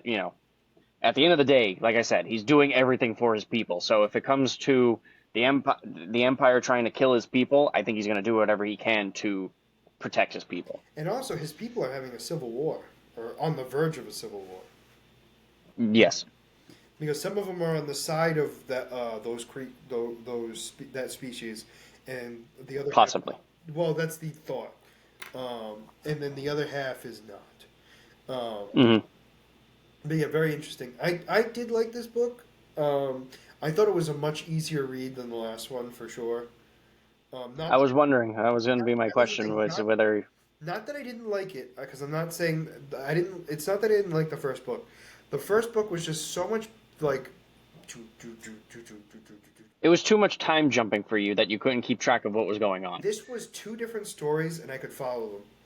You know what I'm saying? Yeah, it was two different. It was this one, like I told you before, it was two different stories, but it was told in a way that it made sense. No, I agree. Um, What I'm getting at is Everything that happened with the Empire, it had a backstory of what was going on in the past. no, absolutely. Um, I'm just getting at the fact that it was a much easier read. Yes, you're correct. yeah. It did go back and forth between past and present. But for me, it wasn't that it wasn't so bouncy that I couldn't follow it. Hmm. Because the other one, it wasn't that I couldn't follow it. It was just a lot of like time jumps and like, oh yeah, now it's like 5 years or like it's like another couple of months later, and I'm like, oh okay, Yep. I guess we're just gonna not care what happened. Skip all that. Exactly. so, um, so you read these two books. I know you said that the first one was a little bit tougher to read because of the time jumps, but which did you prefer? Which so far have you preferred over? Like, which one did you like more? I still think for like the legitimate information I got on Thrawn, I think I like the first one better, but it's comparing apples and oranges because one was the rise of Thrawn, and the other one was more of just like the relationship between Vader and Thrawn. So it's like Hmm. they were two very different things. But I think for me, I like the first one better information wise, more on the information on Thrawn himself. Hmm. Is my personal opinion. But it wasn't in my, as weird as it sounds. To me, it wasn't a real story. It was more of like a biography, where it really wasn't telling the Yeah. story. It was kind of just going like, here are the facts, which is not normally my cup of tea. But I did like the information I learned from it. Hmm. Yeah. This No, one, I liked the first one a little bit more. Don't like the second one. I mean, I still like it's still a great book, but I just liked the idea of being able to learn more about Thrawn and seeing what how he got to where I he was gonna is. say his rise was the big thing for me. You know what I mean? Like that was, Yeah. and how quickly he did so. Where this one, I mean, obviously he not nothing against Thrawn, but like this one really didn't showcase this because this is his being in trouble for what's happened on Lothal. Like you suck. Yeah. Although not to that degree. This one was kind of more of a story about what was going on. I mean, for the like most of this honestly was decent chunk of it was the flashback, and the flashback more involved Padme and Anakin, and Thrawn was kind of just there. Hmm. And obviously, when it was in present time with Vader and Thrawn, you saw more of their relationship and the stormtroopers and how he got along, how he moved around in the Empire. Uh, which another thing how it got me with how the storm. Obviously, this is Vader's personal stormtrooper legion, but it was I saw it interesting how they saw themselves in the ranks of the Empire for the like the fleet, you know, like they thought themselves better and Yeah, a lot of internal fighting, which again, it not surprising. no, but it's surprising that it was the stormtroopers fighting each other, because normally it was Mm, always like stormtroopers being like the bottom rung. yeah. Well, I mean, like I said, this is Vader's personal No, no, no, stormtrooper I brigade, I agree. so they're like the top dogs. No, I understand that, but even still, they're stormtroop. You know what I'm like? You know what I'm saying? Like, Yeah. I'm not to insult them, but I am. They are still stormtroopers. They still can't Yeah. hit the side of a ship while standing right in front of it. Um, but yeah, that's the big thing for me.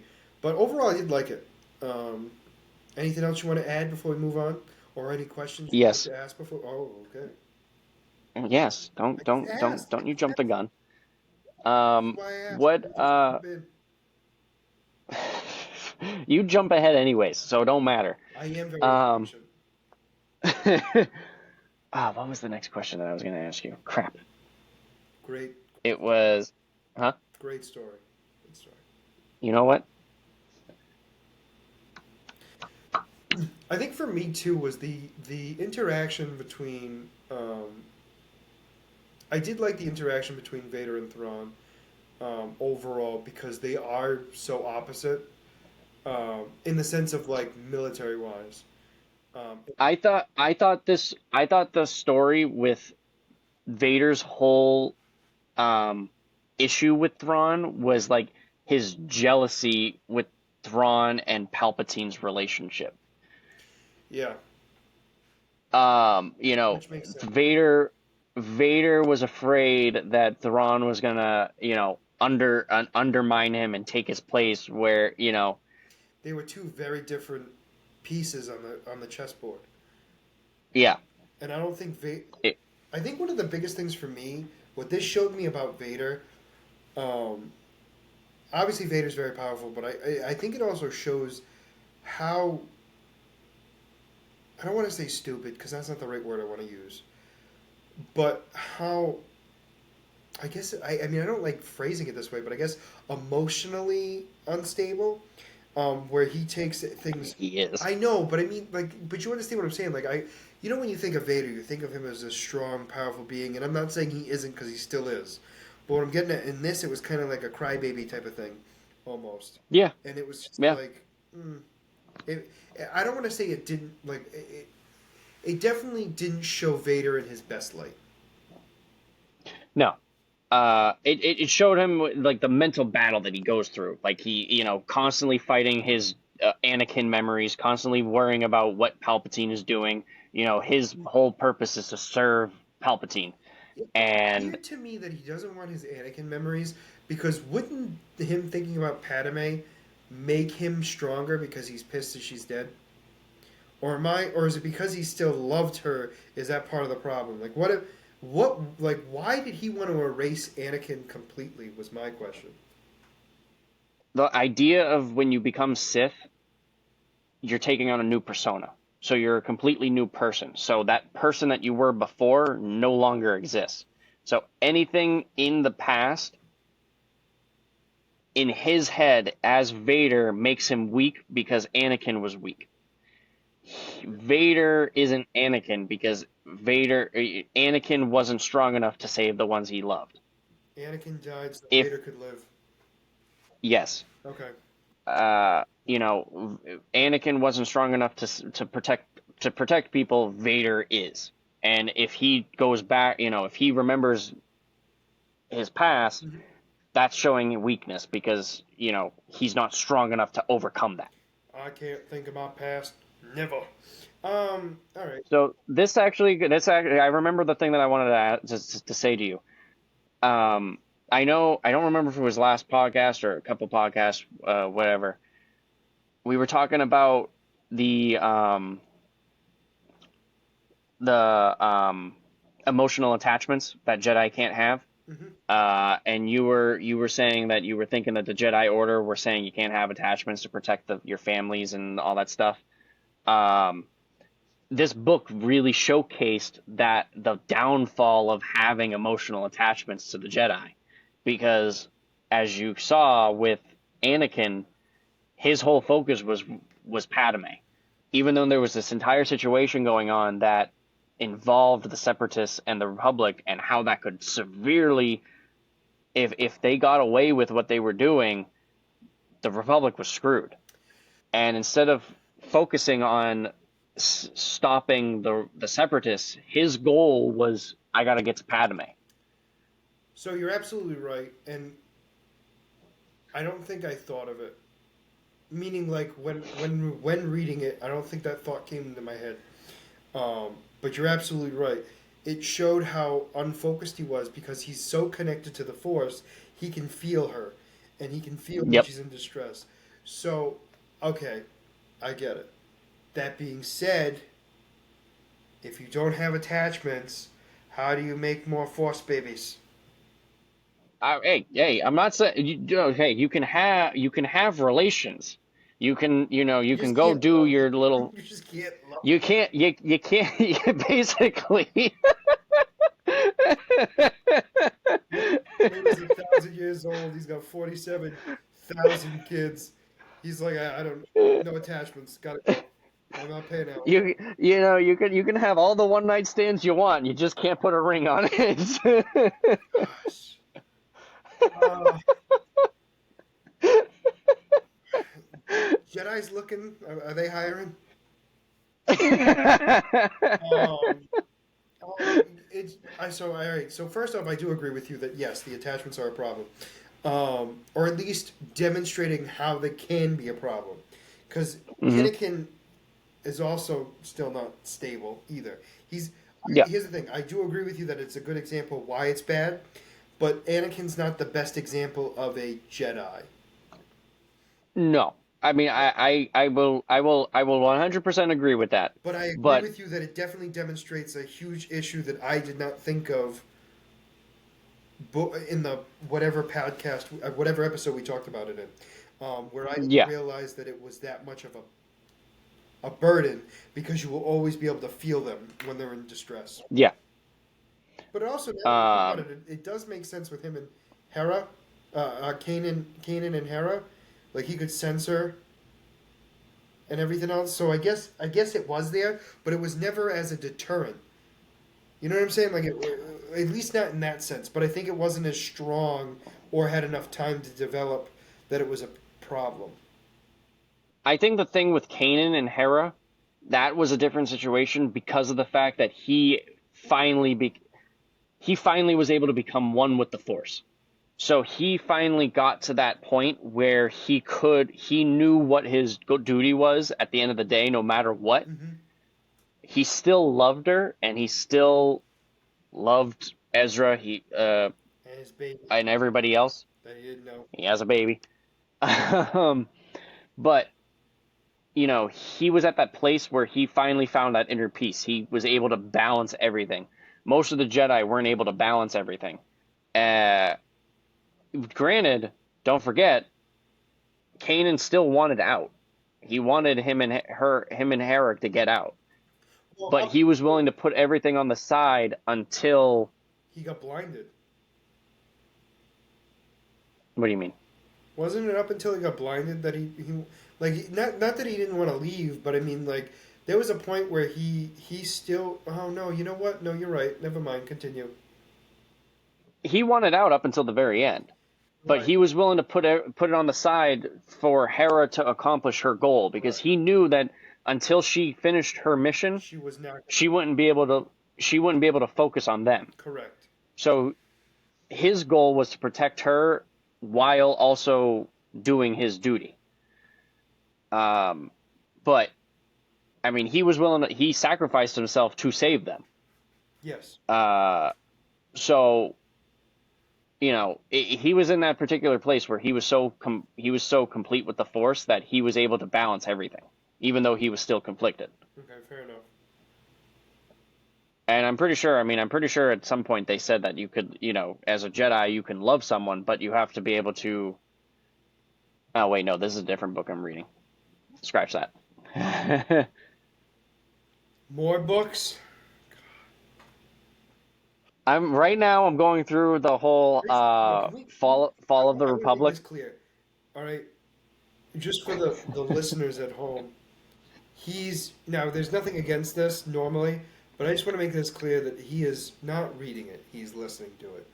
So I will never deny that. no, I am listening to these books. I am not stating that, but you are alluding it right this very second, in the sense of, oh, that's another book. That's another book. I'm like, yeah, When did listen. I allude that? I was just saying that I'm getting my stories mixed up. No, I've listened to so many books lately. I think in the last week, since the last podcast, I've listened to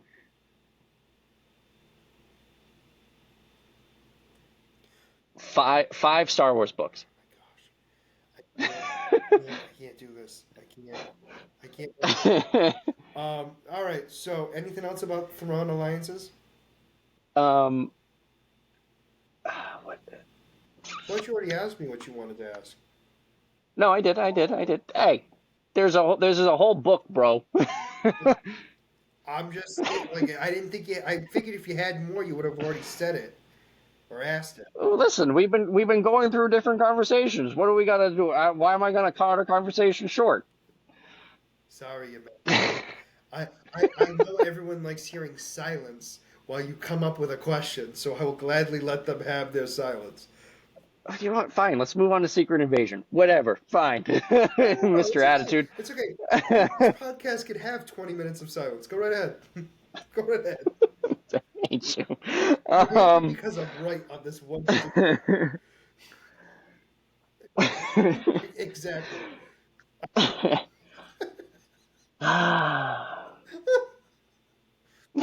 now completely lost it.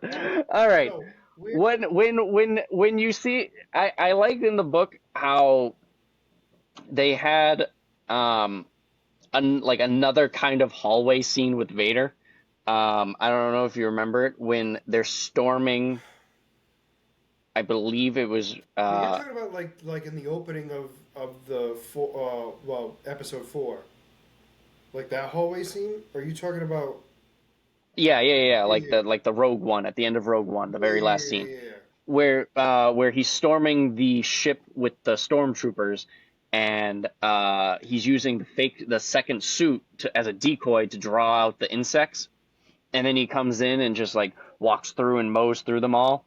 Um, I thought that, oh, actually there's a aside from that, because he was also a part of it, but I liked that they included that and showed Vader's power and his when he's able to focus, uh, how he can really be a master tactician and really think through and how to defeat his enemies. As weird as it feels, Um, it feels like, and I know this, you know, deviates from the Sith way, but also it seems like when he's more balanced mentally and emotionally, he is a better and more dangerous fighter. Um, mhm. which is so bizarre to me because the idea is the Sith uses rage and hate, and it blinds him and makes him actually weaker, in my opinion. Now, when I say weaker, I don't mean physically weaker because it does make him stronger. What I'm getting at is it makes him easier to like kind of defeat or like very. I shouldn't say that because that's not the right word I want to use, but easily able to like he's more able to fail because of it. Like he's not thinking things through, so he's just going in mowing people down without thinking about where when he uses his brain, what's left of it, he actually does a much better job. But he doesn't do it often, which is a little sad. The thing with Vader is that he needs to be able to focus, which, like you said, is against the Sith. But um, Which is weird because Darth Sidious doesn't use his rage. He's more level-headed, in my opinion. Sidious is a thinker. He's a planner. So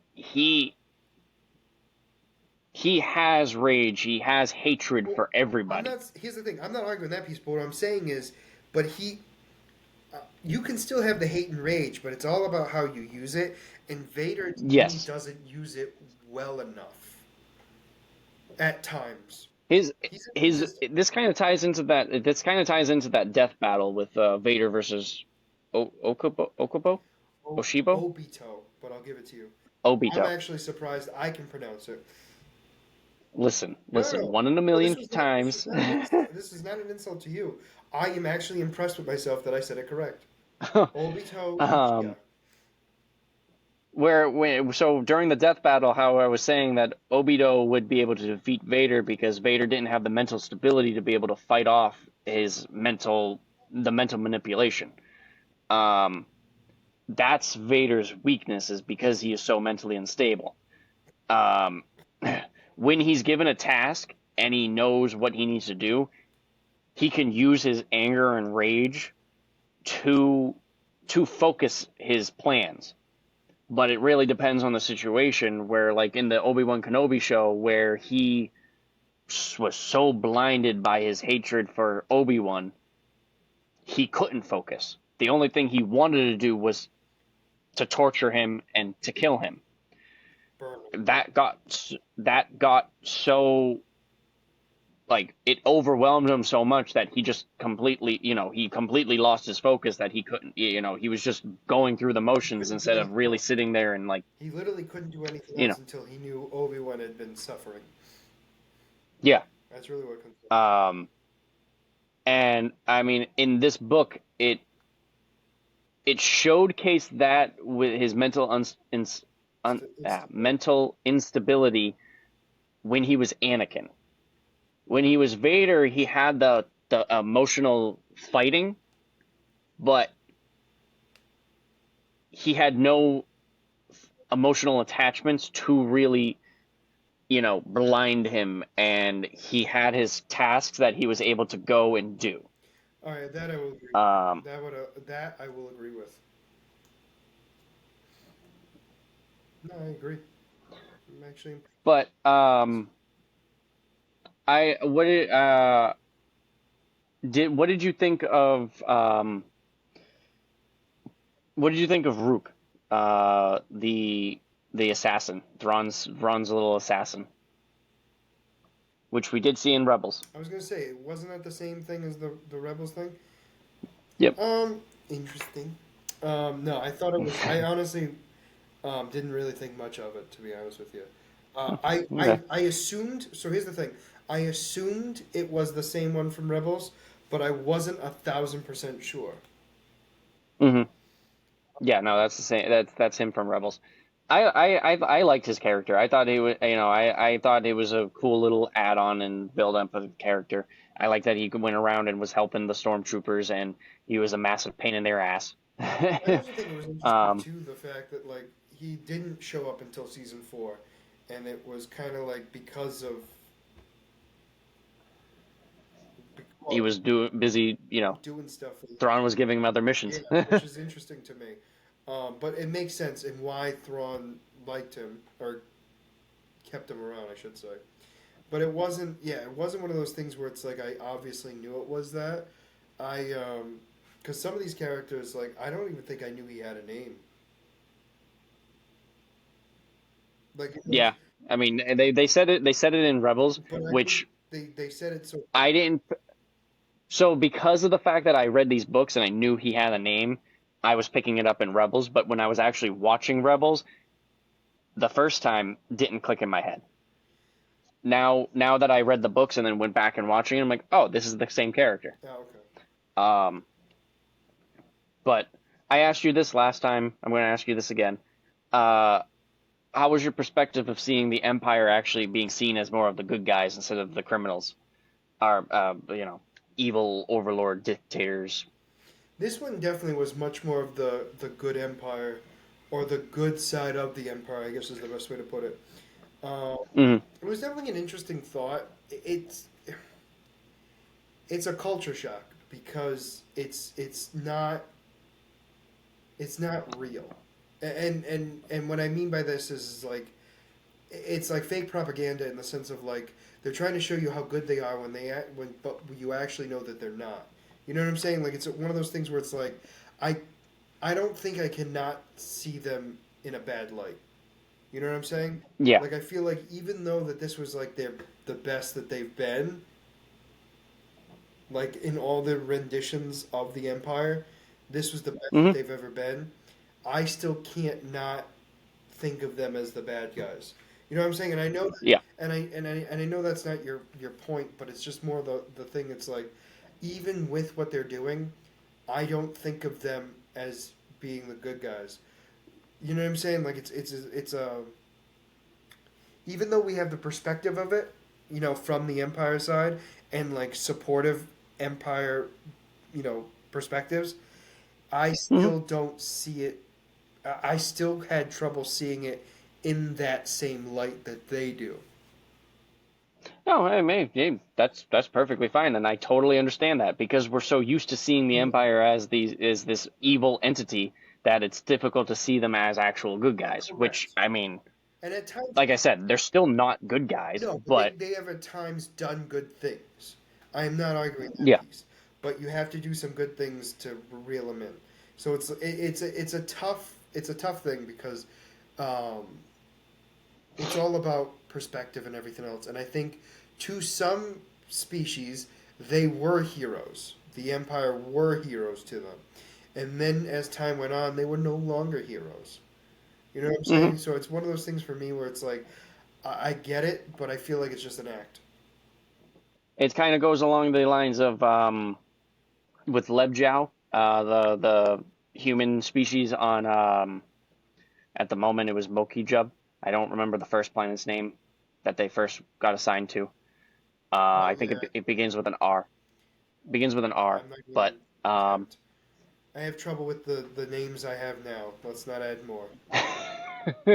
it Tatooine. he oh, actually I think you just reminded me. Bat 2. Huh? I think that's the planet. Bat 2 is the planet. Oh, yes. You're correct. Yeah, there you go. Yeah, you said that. You said add to it, and I'm like, wait, that actually sounds familiar. No, I said Tatooine. Oh, well, okay. I mean, it was. Well, no, because I was like, Hey, I'm gonna have a whatever. difficult time with the ones I know, and I'm like, Tatooine. um, Lebjow, the human from Bat 2 and Mokibja, um, he the Empire comes in, helps them, helps them fight him off, and then they're just like, all right, we're gonna go. You deal with the consequences now. Yeah. The other, Um, while on that subject, and I hate to, I'm not. veering off too much. Yeah, The do way what you got to the do. way they represent like these people, like the humans of this planet. You know what I'm saying? Like it was kind of like they emphasize like the human piece a lot.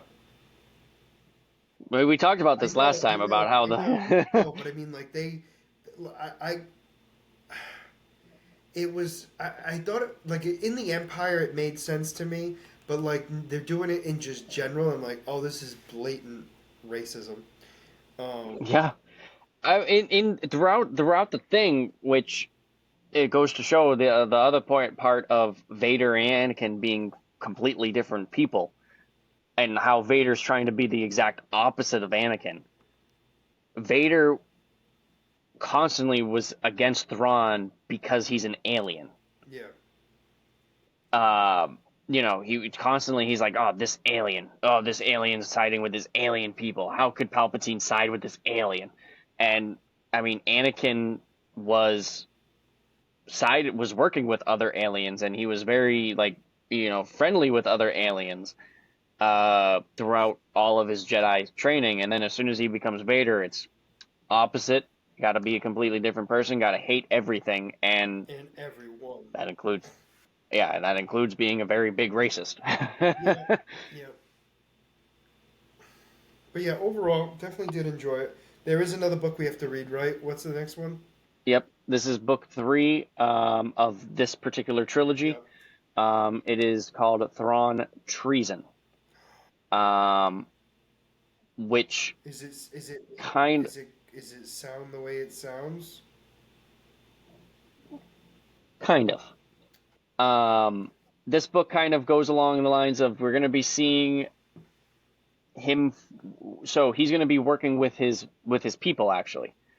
Um, D- what- his people, the Chiss are going to be involved in this story, No, no, that's fine. What I was and going to ask is timeline wise, where does this take place? this is modern Empire. This is not this is going to be very going with the flow of Like, the one of the main points of this story is the Death Star is being built, and he's going. There's an issue with with the plans, and his assignment is to go figure out why it's not going, why there are delays on the schedule. Like I think they're the very beginning of the book, you find out that the Death Star is like 2 weeks behind plan completion plan, and like Palpatine's furious. So Thrawn is sent to uh, solve the problem, and it leads to other problems because Thrawn is like he sees one thing, and, oh hey, we got to solve all these problems too, and then it goes down that way. okay. So does it? Obviously, it takes place before season four of Rebels. Yep, Um, yep. okay. No, I'm just curious. All right. So let us move on to Secret Invasion. Was that too quick for you? No. Hey. We spent a decent amount of time on this book. It's fine. So episode 5 and 6. Episode. I have to look up episode 5 again because I don't think I remember specifically what happened. I remember 6 a lot. episode Episode 5, Oh wait, I loved it. episode 5 was the one where we learn about the harvest. Yes, episode 5 was the harvest. Yep. We learn about the harvest. Okay, so episode 5, we learn about the harvest where they literally harvested the DNA of every Avenger. But not just the Mm-hmm. Avengers, just everyone that was in that battle. Every super being, every super being that spilled blood. Correct. Well, the idea. So yes. So the thing that kills me too is. So they did all that, and apparently it was the scrolls that actually collected the DNA, which I find to be Yep. even funnier. Um, and he basically was threatening Fury. Garrick was. Excuse me. Gravik. Gravik. Gravik. Gravik. Gravik. Not Garrick. Gravik. So Gravik. Yep. There you go. I gotta say it like that. Gravik. So Gravik. Um, Just say it right. anyway, so we see him figuring out that he wants the harvest. And what he does is he kills his people, or a lot of his people, because they were not happy with him. And correct me if I'm wrong. Is this was this the episode where they tried to attack him, or was that the end of the last episode? I cannot remember now. No, that was episode five. Okay. That was episode five. Like I said, I just want to make sure because some of the stuff blends together. Um, Yeah, so the big thing was his people were not happy with him, so they start to attack him, and then he attacks them. Um, they didn't like the direction he was taking. correct. He was becoming too violent and losing the path of what they originally wanted, which was just to live in peace. And they decided that he just wanted to kill humans. Hmm. And uh, they finally had, like you said, they've had enough. And because he's a super scroll, he just completely butchered them. Yeah. The other thing too was in this episode was we see Gravik um, talk to the scroll that's impersonating Rhodes and basically say, "Change of plans. I want you to convince the president to blow up Russia," uh, Hmm. which was his way of starting obviously World War III, but also for the fact of destroying all of the humans that were on the compound.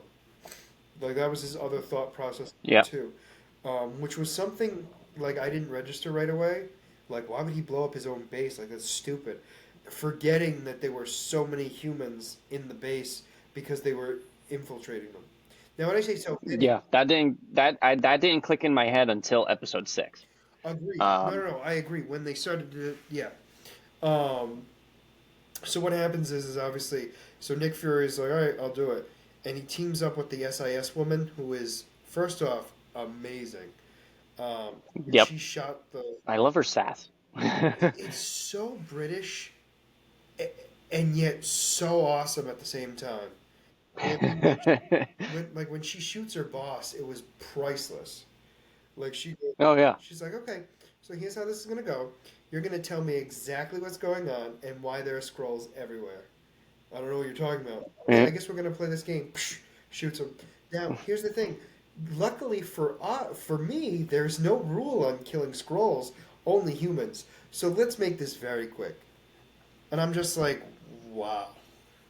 Um, So good. And then like his bodyguards come in and pointing the guns. It's like, what are you doing? And she's like, just look, it's not him. And it's like, clearly, you guys aren't wow. doing a good job, or else you would have told me right then. I didn't register that she. So like, obviously, we didn't know right away anyway. But I didn't register that she actually took over her boss's position when that happened. Hmm. Because it wasn't. Yeah, she basically took over. Yeah, but it wasn't like. Corporate takeover. Yeah, but I mean, like, it wasn't clear, or like I didn't think about it until later when she was making like orders. Yeah. Um, so anyway, then she's working with Nick Fury, who then goes to Finland. No, where does he go? Oh, I forget. Sweden? Possibly. One of those upper countries. Yeah, because he has the fake face. It was Yeah. Sweden. It was Sweden. Sweden's big. Yeah. So Was it? Yeah. Yeah, anyway, so Sweden, because it was we right go next to to one of Russia. his many graves, which is very creepy. Um, Yeah. I thought that was interesting. How many of these do you have? I got them all over. Ah, enough. One for every country. Like, Basically, oh, okay. yeah, everyone has that. You know, I have a grave in every country. You never know when you're gonna be dead. Um, so anyway, then we see the harvest. Correct me if I'm wrong. Did you find it weird the color of the harvest? It was clear, wasn't it? Yeah. Yeah, I mean, I'll be honest, thinking about it now that you actually said that, yes. When I was watching it, I didn't really think of it. I just took it I'm just like, okay, it's their DNA. It's like like a chemical compound that with all their DNA in it, not really thinking that it should be their blood. Yeah, I think what threw me off was I think I assumed it was its blood, but then the way you described it, I'm like, oh, that does make sense. But like, yeah, I just took it as like, and again, this is also obviously a fixed version too, because Mm, It looked like he only they siphoned through to only get the DNA of the ones that had super abilities. yeah. Because if you notice when they were scanning the DNA of it, there was nobody who didn't have powers in it. So like, um, Yeah. yeah, No, no, I agree with you. I was watching each of those names go by, and some of them I didn't know who they were, but well, there was the one that kills me is, do you know who Ebony Maw is?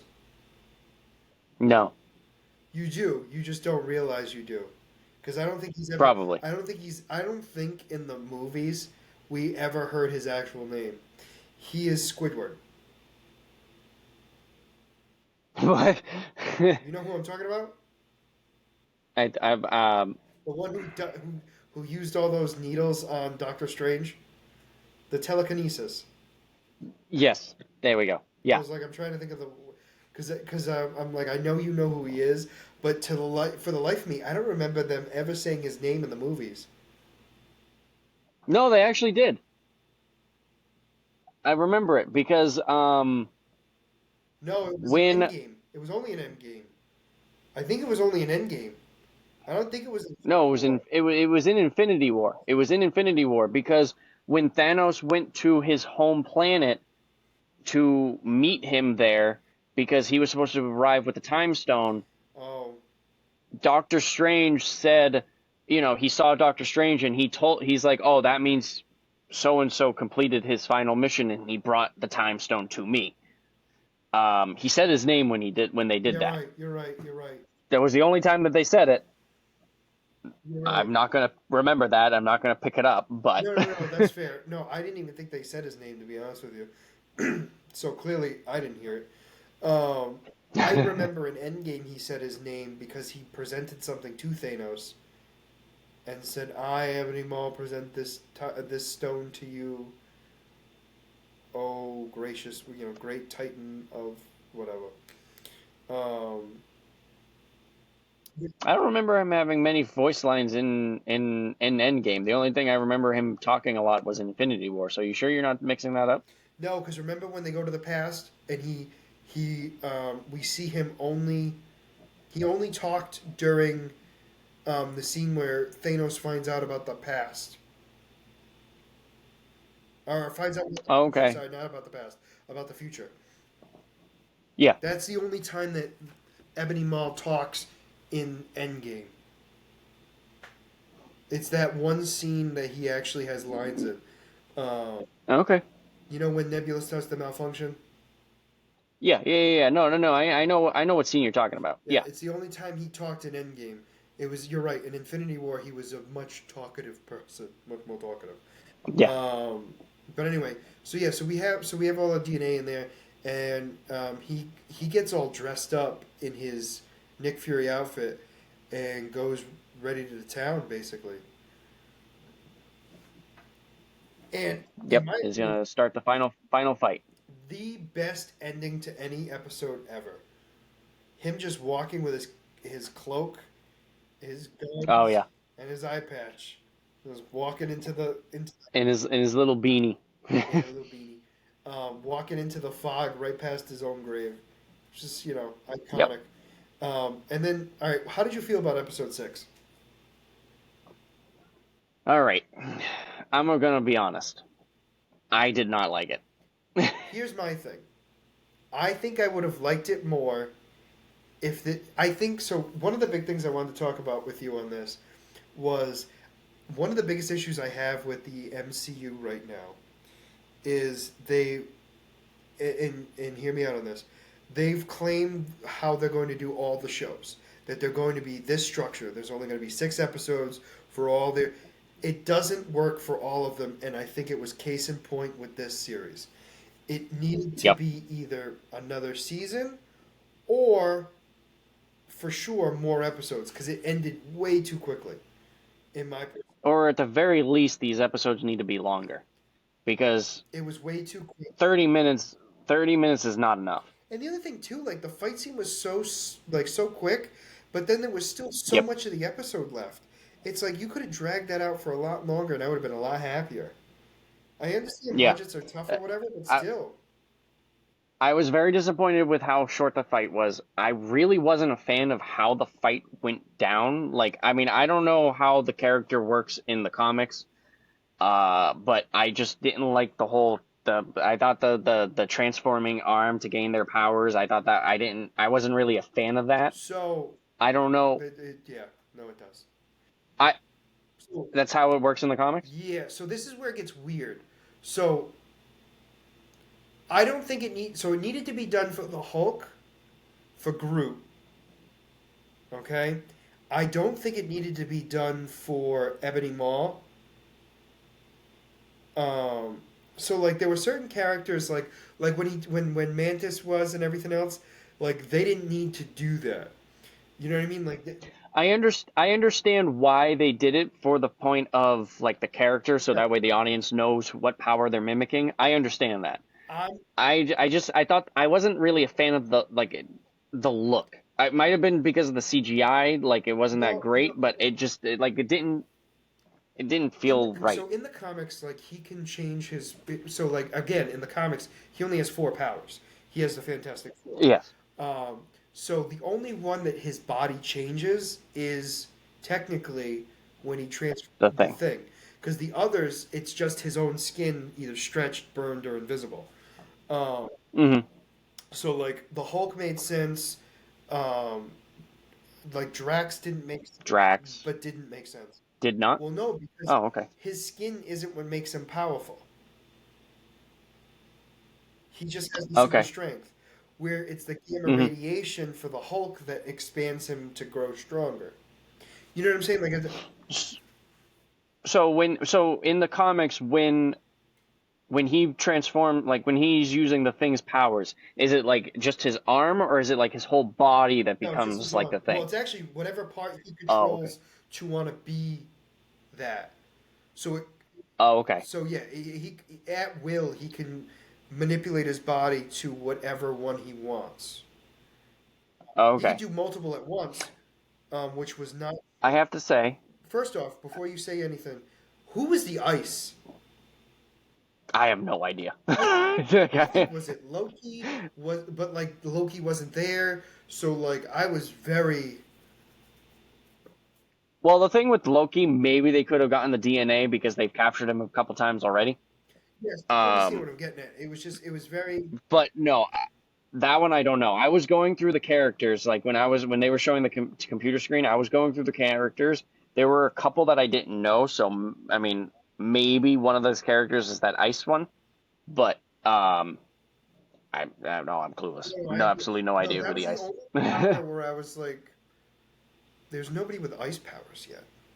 That was like literally Yeah, my first thought. All the others I knew. I yeah. mean, I don't remember because the names were. I didn't look at. I could only register the names I saw, obviously, because like some of them went so fast. The only ones that weren't there. Well, I mean, even still, like the telekinesis guy. When did they get the blood for him? Endgame. They said it. He was in Endgame. Sorry. No, no, no, you're right. You're right. I was thinking of an Infinity War where he got killed in space. No, no, That's my bad. no. Yeah, I forgot in Endgame he was actually on the planet. You're right. correct. Um, because his name was up there. I remember seeing. The only one that I was is you know, be, she's government property, so I can get it, but she wasn't in Endgame was Ghost. What did her name pop up? Yeah, she was the first name. Oh, obviously I wasn't paying attention. But no, that makes sense. I think she was the first. She was one of the No, beginning which ones, makes but sense because she's actually in prison. But also yeah. Abomination was in there too. Yep. Um, See, it's just one of those things where it's like some of these characters like they can't bleed. So it's like I said before, where like the Hulk, He can he bleed, technically doesn't bleed. but he can bleed. He has What bleed. he has, but very difficult. Well, I mean, in the Incredible Hulk, he bled. Um, Yeah. Again, going back to that one. Again, yeah. I mean, here's the thing. He Um, can bleed.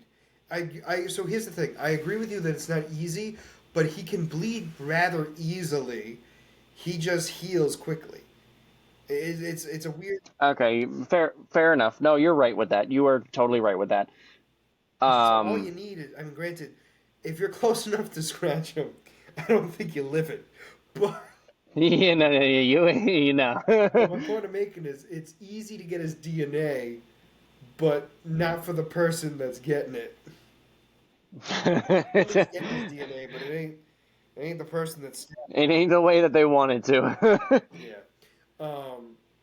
But no, I definitely. But the thing that I always complain about when it comes to Marvel, again, yet again, killing off their villains. Here's my question: Again, do you think they did? Because remember, they had a healing factor that was very powerful. I know. But do you? So It's one of those it's one of those things where it's really annoying at the moment for Marvel, and I'm like they're running out of villains. these fake these fake deaths. It's making these deaths mean less. These victories mean less, and all this other stuff because if someone's gonna keep dying and coming back, like we were talking about in Star Wars a few times, it's like when is it gonna stop meaning anything? Hmm. And this is going to be one of those situations where it looks like he died. He got a hole blown through him. Yes, he has the healing factor. But if they're going to show him still being alive, they needed to show him healing at that moment. And if he's got this insane healing factor with the Hulk and whoever else is that has these insane healing factors, I also feel like. he should be able to get back up and fight. So my thing was, it was the power that she used against him. Okay, is what makes me think of why he couldn't heal. She used. You think that would like maybe disrupt his powers? Well, hear me out. I actually have a reasoning behind this. So Carol Danvers, she used Captain Marvel's abilities. Captain Marvel's Yep. abilities came from the Tesseract. The Tesseract was being watched in Avengers, trying to figure out where it was by finding out the gamma radiation, which means it emits radiation. Now, for the scrolls to Hmm. get their super scroll abilities, they were given a very specific type of radiation. So my question then is the radiation from Captain Danvers's abilities enough to counteract the radiation in their bodies to stop them from healing? Okay. It's a possibility. It's also a very long stretch, obviously, because it's Hmm. unclear. We still don't know fully whether it was radiation that made the scrolls. You know what I'm saying? Like, it's a very. There's a lot of not 100% understanding yet of that piece. Yeah, because they didn't explain it. Yeah. Right. It's scroll scientistness. You wouldn't understand. Well above your pay grade. Um, how did you feel about Rhodes when they finally started getting people out of I there? I did not like that. I didn't like it because it means that in in in in Civil War he showed his recovery and he's still it seemed when he's when they're rescuing him uh he's still crippled. Well, no, he was crippled. He was So crippled in Endgame. no, I know he had his suit helping him and the mechanical stuff. So when did you think he Um, was a scroll? I don't know. So, so, I really don't like that whole so the situation. whole thought was he might have been a scroll in um, Falcon and Winter Soldier. I'm seeing I'm seeing people saying that they're thinking he was a scroll since Civil War. No, no, no, no, no. He was a scroll after Endgame Are you sure? because the scrolls were living in peace until the blip, and that's when they No. Yes, and you're right. that's when they started taking over again. So Rose was one of the Okay. first ones to be taken when he came back because he was weak, vulnerable at that moment because he just got back from a huge fight. So that I don't really agree with that one because when they were rescuing everybody, the again I always forget his name, the white guy from Wakanda. Yeah. When they were waking him up, he was before Rhodes, and he turned to him and he was like, "How long have you been in here?" And the only time I can think of him getting taken would be when he got arrested in uh, in the second Wakanda movie, Black Panther, No, I know.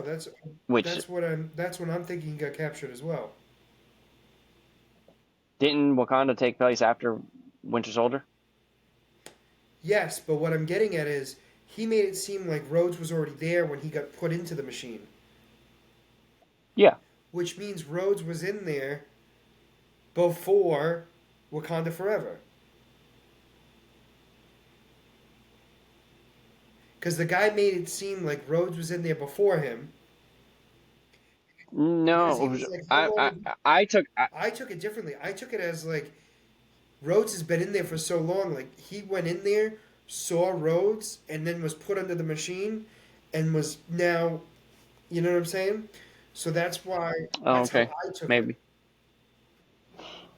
So I took it as going down the line, and like the the first person went over there and they were going down the line, and because he came before Rhodes, Rhodes was there. He was there before Rhodes.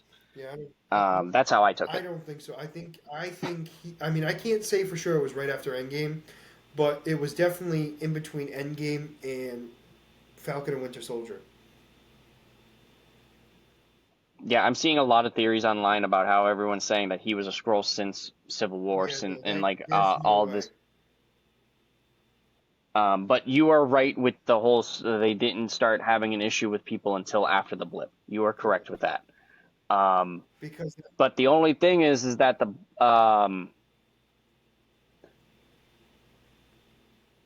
we don't know exactly when they really started having an issue with people. I know that well, they started Gravik forming. started They coming. started forming when Nick Fury left. Gravik started really taking power in after Nick Fury abandoned them, but we don't know for sure when they started taking over people's lives. That is also true. That is also true. We don't.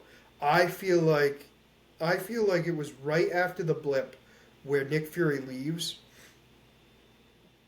Yeah, when things started, I would like to think that. and that's when I think things started to grow. And sometime after that, they took out Rhodes first. And I feel like they took Rhodes out first because he was a high enough official, and because their biggest fear was the Avengers, they needed an Avenger to be taken over. Yeah, no, you're what you're saying 100% makes sense. Um, I but do like the idea though that the guy from Wakanda Forever was not a scroll the entire time. Meaning like he yeah, wasn't only a scroll, as awful as that sounds. yeah, Makes me feel a little bit no, better. yeah. Because I now still like him. Um, definitely curious at where the I just it was too quick for me, and then Yeah, it set up no, a it was bunch of too. stuff, but then gave us nothing. Like meaning like Yeah. it set up a thing with Gaia and SIS, and then we find all the bodies underground, where there's still a bunch of like a billion scrolls still around, playing as humans, and it's Hmm. like, but we're but the invasion is still here, and then Nick Fury just leaves. He's like, yeah, we're gonna go deal with the Kree thing, which is the lead up to the Marvels, which I get, but it's like, and then it ended, and I was like, what it was going on? Yeah. Now, episode 6 felt very rushed. Yes, It needed at least another episode, at least. minimum one episode, minimum. Yep. I felt like none Um, of the other episodes were rushed except for this one. no, this one was very like this one. It was very apparent that it was rushed. Um, and it just because of that, it just threw everything off. Like I'm sitting here, I was sitting there watching, and I was like, this just it's not like, eh. I like wasn't feeling it. Like I was super excited after episode 5. Like episode 5 I I was was hyped. pumped I and I was was like I actually can't hyped. wait for And then this. when I saw it, I agree And with then you. I was kind of like, oh. And to be honest with you, I was still hyped up until the fight scene. Really, I was yeah. still. No, like as the episode progressed, I was just like this is just like getting more and more of a letdown. Yeah, no, I agree with you. It was one of those things where in the beginning I was like, oh, this is getting good. This is getting really good. We're seeing Fury like coughing up blood type of thing. I'm like, all right, we're ready. This is gonna be the end of him. I'm like, how's he gonna get And something else? I was sitting there going like, oh, he's faking it. Like I'm sitting there going like, oh, he's actually faking it. He's like like trying to bait Gravik into like letting his guard down. He's gonna take him out, and then Wasn't even him. it was Gaia. Yeah, it was Gaia. Yeah, I liked the hospital scene. I liked the SIS lady going through and taking out all the agents, and then Fury Fury just too. coming in and being like, hey. I did I like that, also like that but she called like just Fury's on his way. No, that can't be the case. Yes, it is. Like, think about it. And then all of a sudden his men start disappearing. And he's like, oh crap, he's here. yep. Um, No, that was honestly the only part of the episode that I liked. I think I liked the beginning of the episode up until I found out it was fake. Because I do agree. Meaning like the Nick Fury walking into Chernobyl. Um, Oh yeah. I mean, like I thought that was a great scene, and then once I realized it was Gaia the whole time, I was kind of like, oh, okay. Well, I mean, I mean, I was kind of right with him faking it up until Yeah, you were and then right that turned he it was to be faking it. Gaia. It just wasn't him. I thought it was Fury and not No, Gaia. I agree. But yeah, overall, I mean, it leads up. There's gonna be something that's gonna be going on with Gaia in the future. They gotta be doing some hmm sort of project with her because there's still a secret invasion, and we're gonna have to figure something out. So I'm very curious to how they're Yep. gonna deal with that. And then obviously we have the Marvels. Overall, what would you rate the show? Okay, so I'm gonna say it's slightly under mid.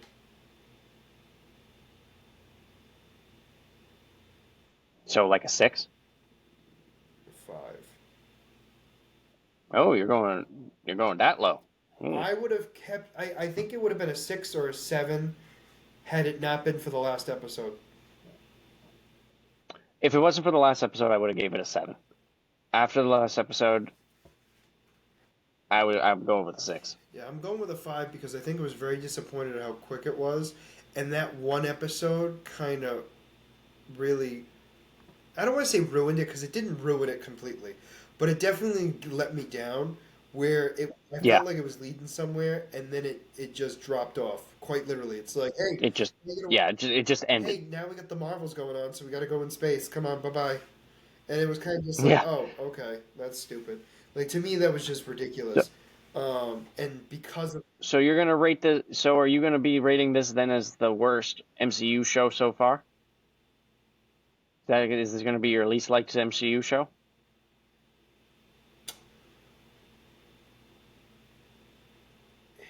Because I actually, you know what? between the times we've been Actually, you talking, know what? I this is think so. Because I was gonna say, I was yeah. gonna be like, no, no, no, no. But then I was like, no, I think it is. Um, None of the shows have you've rated. I've never heard you rate a Marvel show anything below as a a 5. six. No, I've never gone below a 6. So no, you're I don't think you've even gone below a 7 to be I honest. think my lowest might have been a 6.5. Might have been, and I'm saying might have been. I don't remember everything I said, but I definitely remember not going below a 6 for sure. Um, so I think you're right. I think it is. As of right now, I think because I'm rewatching the MCU anyway. I will have a better idea on like how I feel about it again, and how it hmm goes against all the other ones. Um, but as of right now, yes, I think it is, but I think it had to do more with like it would have been not the worst one. It would have definitely been like it would have been more towards the bottom still, but not but just because it wasn't my forte anyway. hmm Like it was nowhere close to like the level of WandaVision and Loki. You know what I mean? Like so Yeah. I knew it was never gonna touch those. But like I thought it would No. be more of like the Falcon and Winter In the middle. Soldier, like kind of in that area, and it was a little below that, and it was mostly due to the fact of that last episode. Like I thought it would have been Yep. right there with them or slightly above, um, had the last episode been better. I think for me it was going to probably be like it would so for me my show ratings is Loki, Moon Knight, WandaVision, Yep. and I think then it goes Hawkeye, Winter Soldier, um There's She-Hulk and Miss Marvel left. yeah, and then it would have been Miss Marvel, She-Hulk, and then this show. And I think if the last episode put it in the bottom, if it wasn't for the last episode, it would have gone above the She-Hulk and Miss Marvel. Oh, agreed, agreed, agreed. Um, but because of the last episode, that just tanked it for me. Yeah, it really did, and I'm kind of like, I was hyped for it because of the big hype at the end of episode 5. Like, and it was Yep. because of the way it was filmed and everything else. It was like, this is gonna be great. I'm all for this. And then it fell off, and I was just like, oh, that sucks. Yep. But Um, yep, that's the way it goes. Hey, you can't all of them. They can't all be great. It's really disappointing because I was really looking forward to a Nick Fury TV show. it Um, was good. The first 5 episodes were really good. Um, but and Nick Fury's character still was great. yeah, I mean, his portrayal was great. But the It show just it. itself, yeah, no, I agree. So let Um, us move on to our character spotlights, only because it's getting late. Um, I'm so Mike, you go first. going first. If All you right. take the long, All right. What? you take the longest. I take the longest. Don't I normally go fast through these? No, you don't. You go fast when you're talking about other things. All right. Character that I chose this week. Um, her name is Cassandra Cain. And in the DC universe, she is known as the fourth Batgirl. Not who I thought it was. Continue. I thought she was related to Scarecrow. No, she was born uh, to the assassins David Cain and Lady Shiva. She was born specifically to become the perfect warrior. They wanted her to be Ra's al Ghul's like main protector. Main squeeze. Yeah. Eventually, she joined forces with the Bat family, and down the road, she's had many aliases, but she's also been her main alias once joining the Bat family is Black Cat. Um, so being the daughter of David Cain and Lady Shiva, she was conceived and trained from birth with the intention of creating the perfect bodyguard for Ra's al Ghul. After many unsuccessful attempts to train children from birth in martial arts, um, David Cain decided that he was going to work out a deal with Lady Shiva to bear his child, so that way she would what was it? She would become stronger. She had a partner that was making her weaker because she had feelings for her, and David Cain basically killed her because Lady Shiva was not strong enough to separate herself from her. He killed her, thus allowing Lady Shiva to become a stronger assassin. Lady Shiva and David had agreed to this so that way she could have Cassandra, and they could raise Cassandra to eventually then kill Lady Shiva.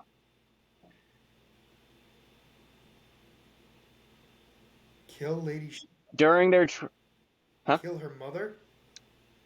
Yes, Lady Shiva wanted her daughter to kill her as part of her training. Okay. It makes sense now that you say it. It's um, complete. I, I, it's the assassin No, I way, you get it. know. I just wanted to make sure I heard you correctly. That's why. Yep. Um,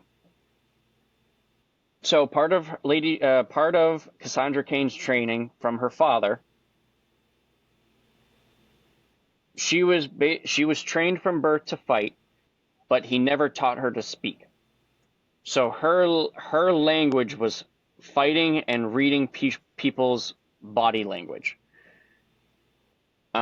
She would be able to watch a person and base it how their body is moving. She would be able to know exactly what they're going to do before they actually do it. So she has I don't remember exactly what the exact phrasing is, but she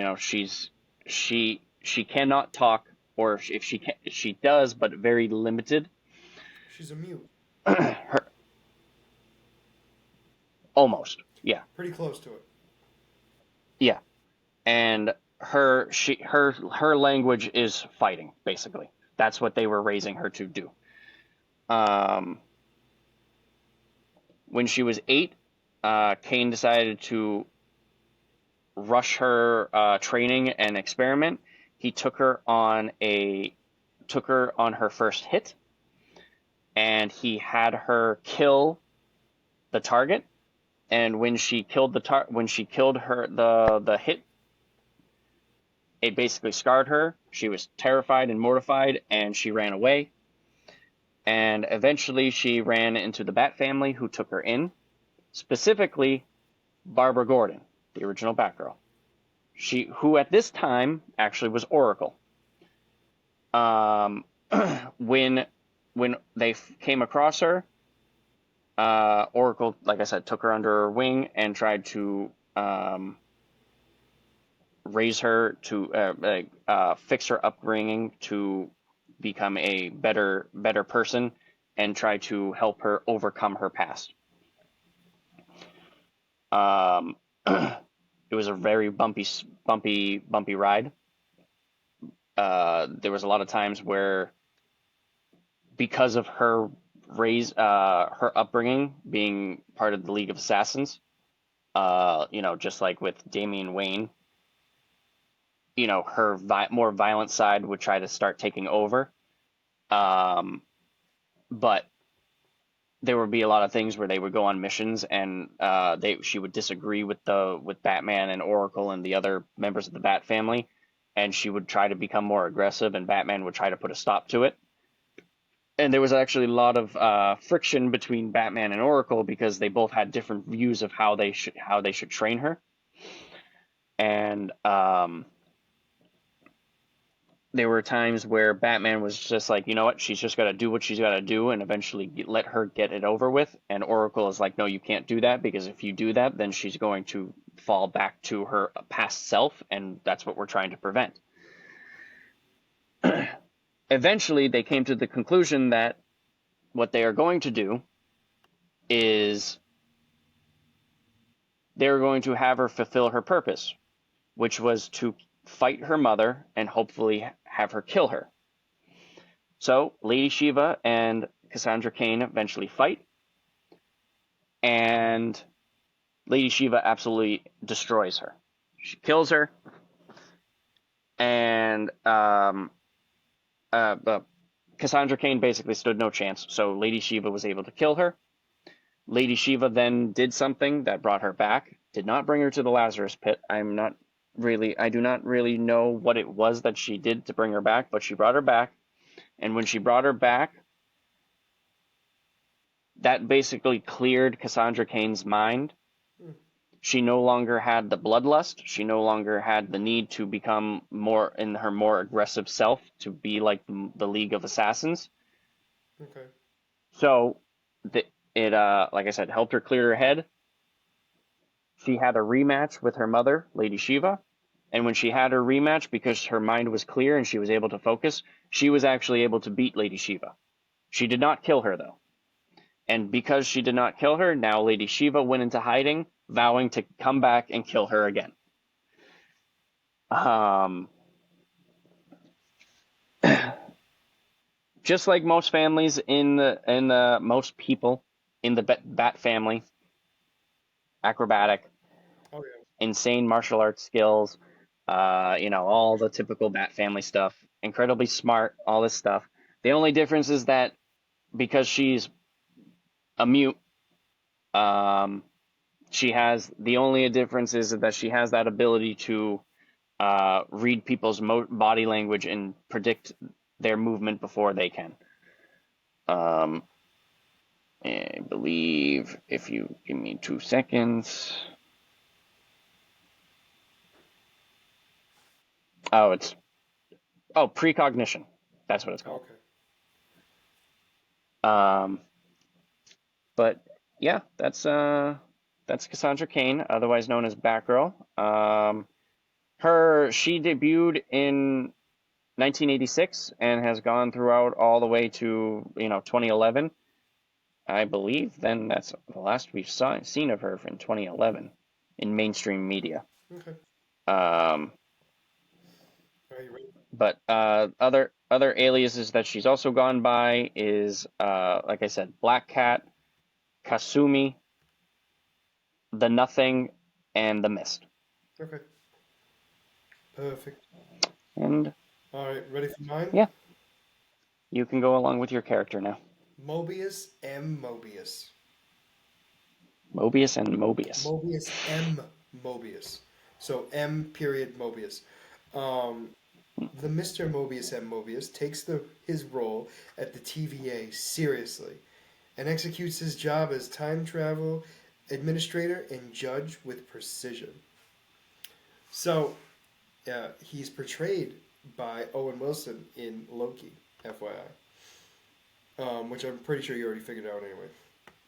So Mobius is an identical clone of Mr. Alternity, the highest authority and director of the TVA. The TVA agency operates under the null time zone dimension, in which time cannot be interfered with, and has a working relationship with time travelers such such as Nathaniel Richards, aka Kang the Conqueror. Morbius acts as a administrator and is alerted by the chroma monitors, faceless men who monitor every event of the timeline. And when a timeline has a reality warping or occurs, or something that's not supposed to occur in their assigned reality, Morbius is alerted to these warps and impulses and then determines how to proceed. He starts off as a TVA, obviously in junior management, and thanks to his attention to detail, quickly rises up to senior status. He's very meticulous. He makes quick moves to from a junior position to a senior position in the TVA. He is an ace negotiator, but it helps that he has all of the time at his disposal to bargain with, offering to. I mean, it's true. He literally has all the time in the world. Offering He to does. reverse things that may have occurred in people's lives if as if they've never happened at all. And then while working at the TVA, Morbius has access to all of time and the TVA's time traveling technology, allowing him to send others through time and reverse things that have happened in people to people in their past. Disruptions in the timeline occur when someone time travels or causes reality warps, and it is Morbius's job, obviously, to keep this interference to a minimum. The Fantastic Four from 616 cause a lot of trouble for Morbius when they've escaped the TVA's custody and threaten his job. Because of that, threatens his job, and he ultimately aligns with them to overcome his uh, demotion. He also aligns with Jennifer Walters, aka She-Hulk, when she's not breaking the time traveling rules. So there was an incident where the Dreaming Celestial forced Earth 8810's Galactus to become a living black hole, and the cosmic event warped both space and time, overlapping in other realities. That the TVA investigation elaborated the problem and created a time bubble that stretched 15 years, which prevented anyone from time traveling from either side of that point. So 15 years before the black hole and 15 years after. and it was blocked, so nobody could go in there because of the destruction that was caused by Black Hole Galactus. Um, the TVA also hired a time traveling bounty hunter called Death's Head to explore the bubble, but he encountered the Fantastic Four, who were also exploring it as well. And after the Fantastic Four explored the time bubble and destroyed Galactus and the time bubble using the ultimate nullifier, Morbius and the TVA stepped in without drawing their attention, trapping them in the Mesozoic island and temporarily turned off their powers. Though for reasons unrevealed, they allowed the Fantastic Four to depart from the island and restored their powers because, writers. The TVA then quarantined the Fantastic Four in their own timeline so that they could summon them before the TVA Council. But when the group leaders Reed Richard, aka obviously Mr. Fantastic, used another time travel device and fought Doctor Doom in a battle of time jumps, the TVA's Minuteman arrested the Fantastic Four. Morbius was charged with uh, prosecuting them, sorry, for time infractions. And though the Fantastic Four attempted to break out, Morbius tried to negotiate with them by capturing the Thing's girlfriend, Miss Marvel, at the time, and offered to reverse Ben's condition as the Thing, undoing the time when he became the Thing at all. When Morbius revealed to Miss Marvel that it was he and the TVA who removed their powers on the Mesozoic island, she became upset and attacked him and escaped his custody. Meanwhile, Mr. Fantastic introduced a virus into the TVA's computers that generated a reality wave, and the reality wave caused their home timeline to become unregistered with the TVA, allowing them to be a loophole to avoid further action by the TVA done to them. Scandalized over the Fantastic Four's escape, Morbius enlisted the first family to aid him in overcoming a demotion with the TVA. When Morbius threatened to accept the job offer from Kang the Conqueror, he was restored to his former TVA position. Now, remember, in this universe, Kang the Conqueror is technically not the runner of the TVA.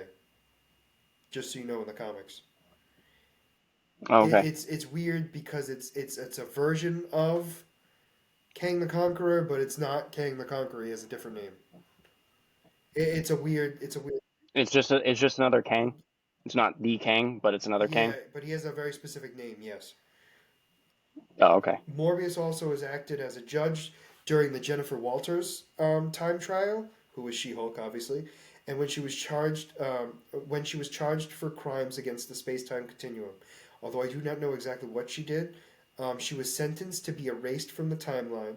However, she helped them defeat a villain called Clockwise, which reduces her sentence, and her punishment included a stipulation that she take a TVA prisoner into her custody to ensure that they stay in her present and never travel through time again. She Hulk wanted to bring the Avengers member Hawkeye back from the past, but that wasn't an option, so she had to choose a different Avenger. Still unclear on which one that was.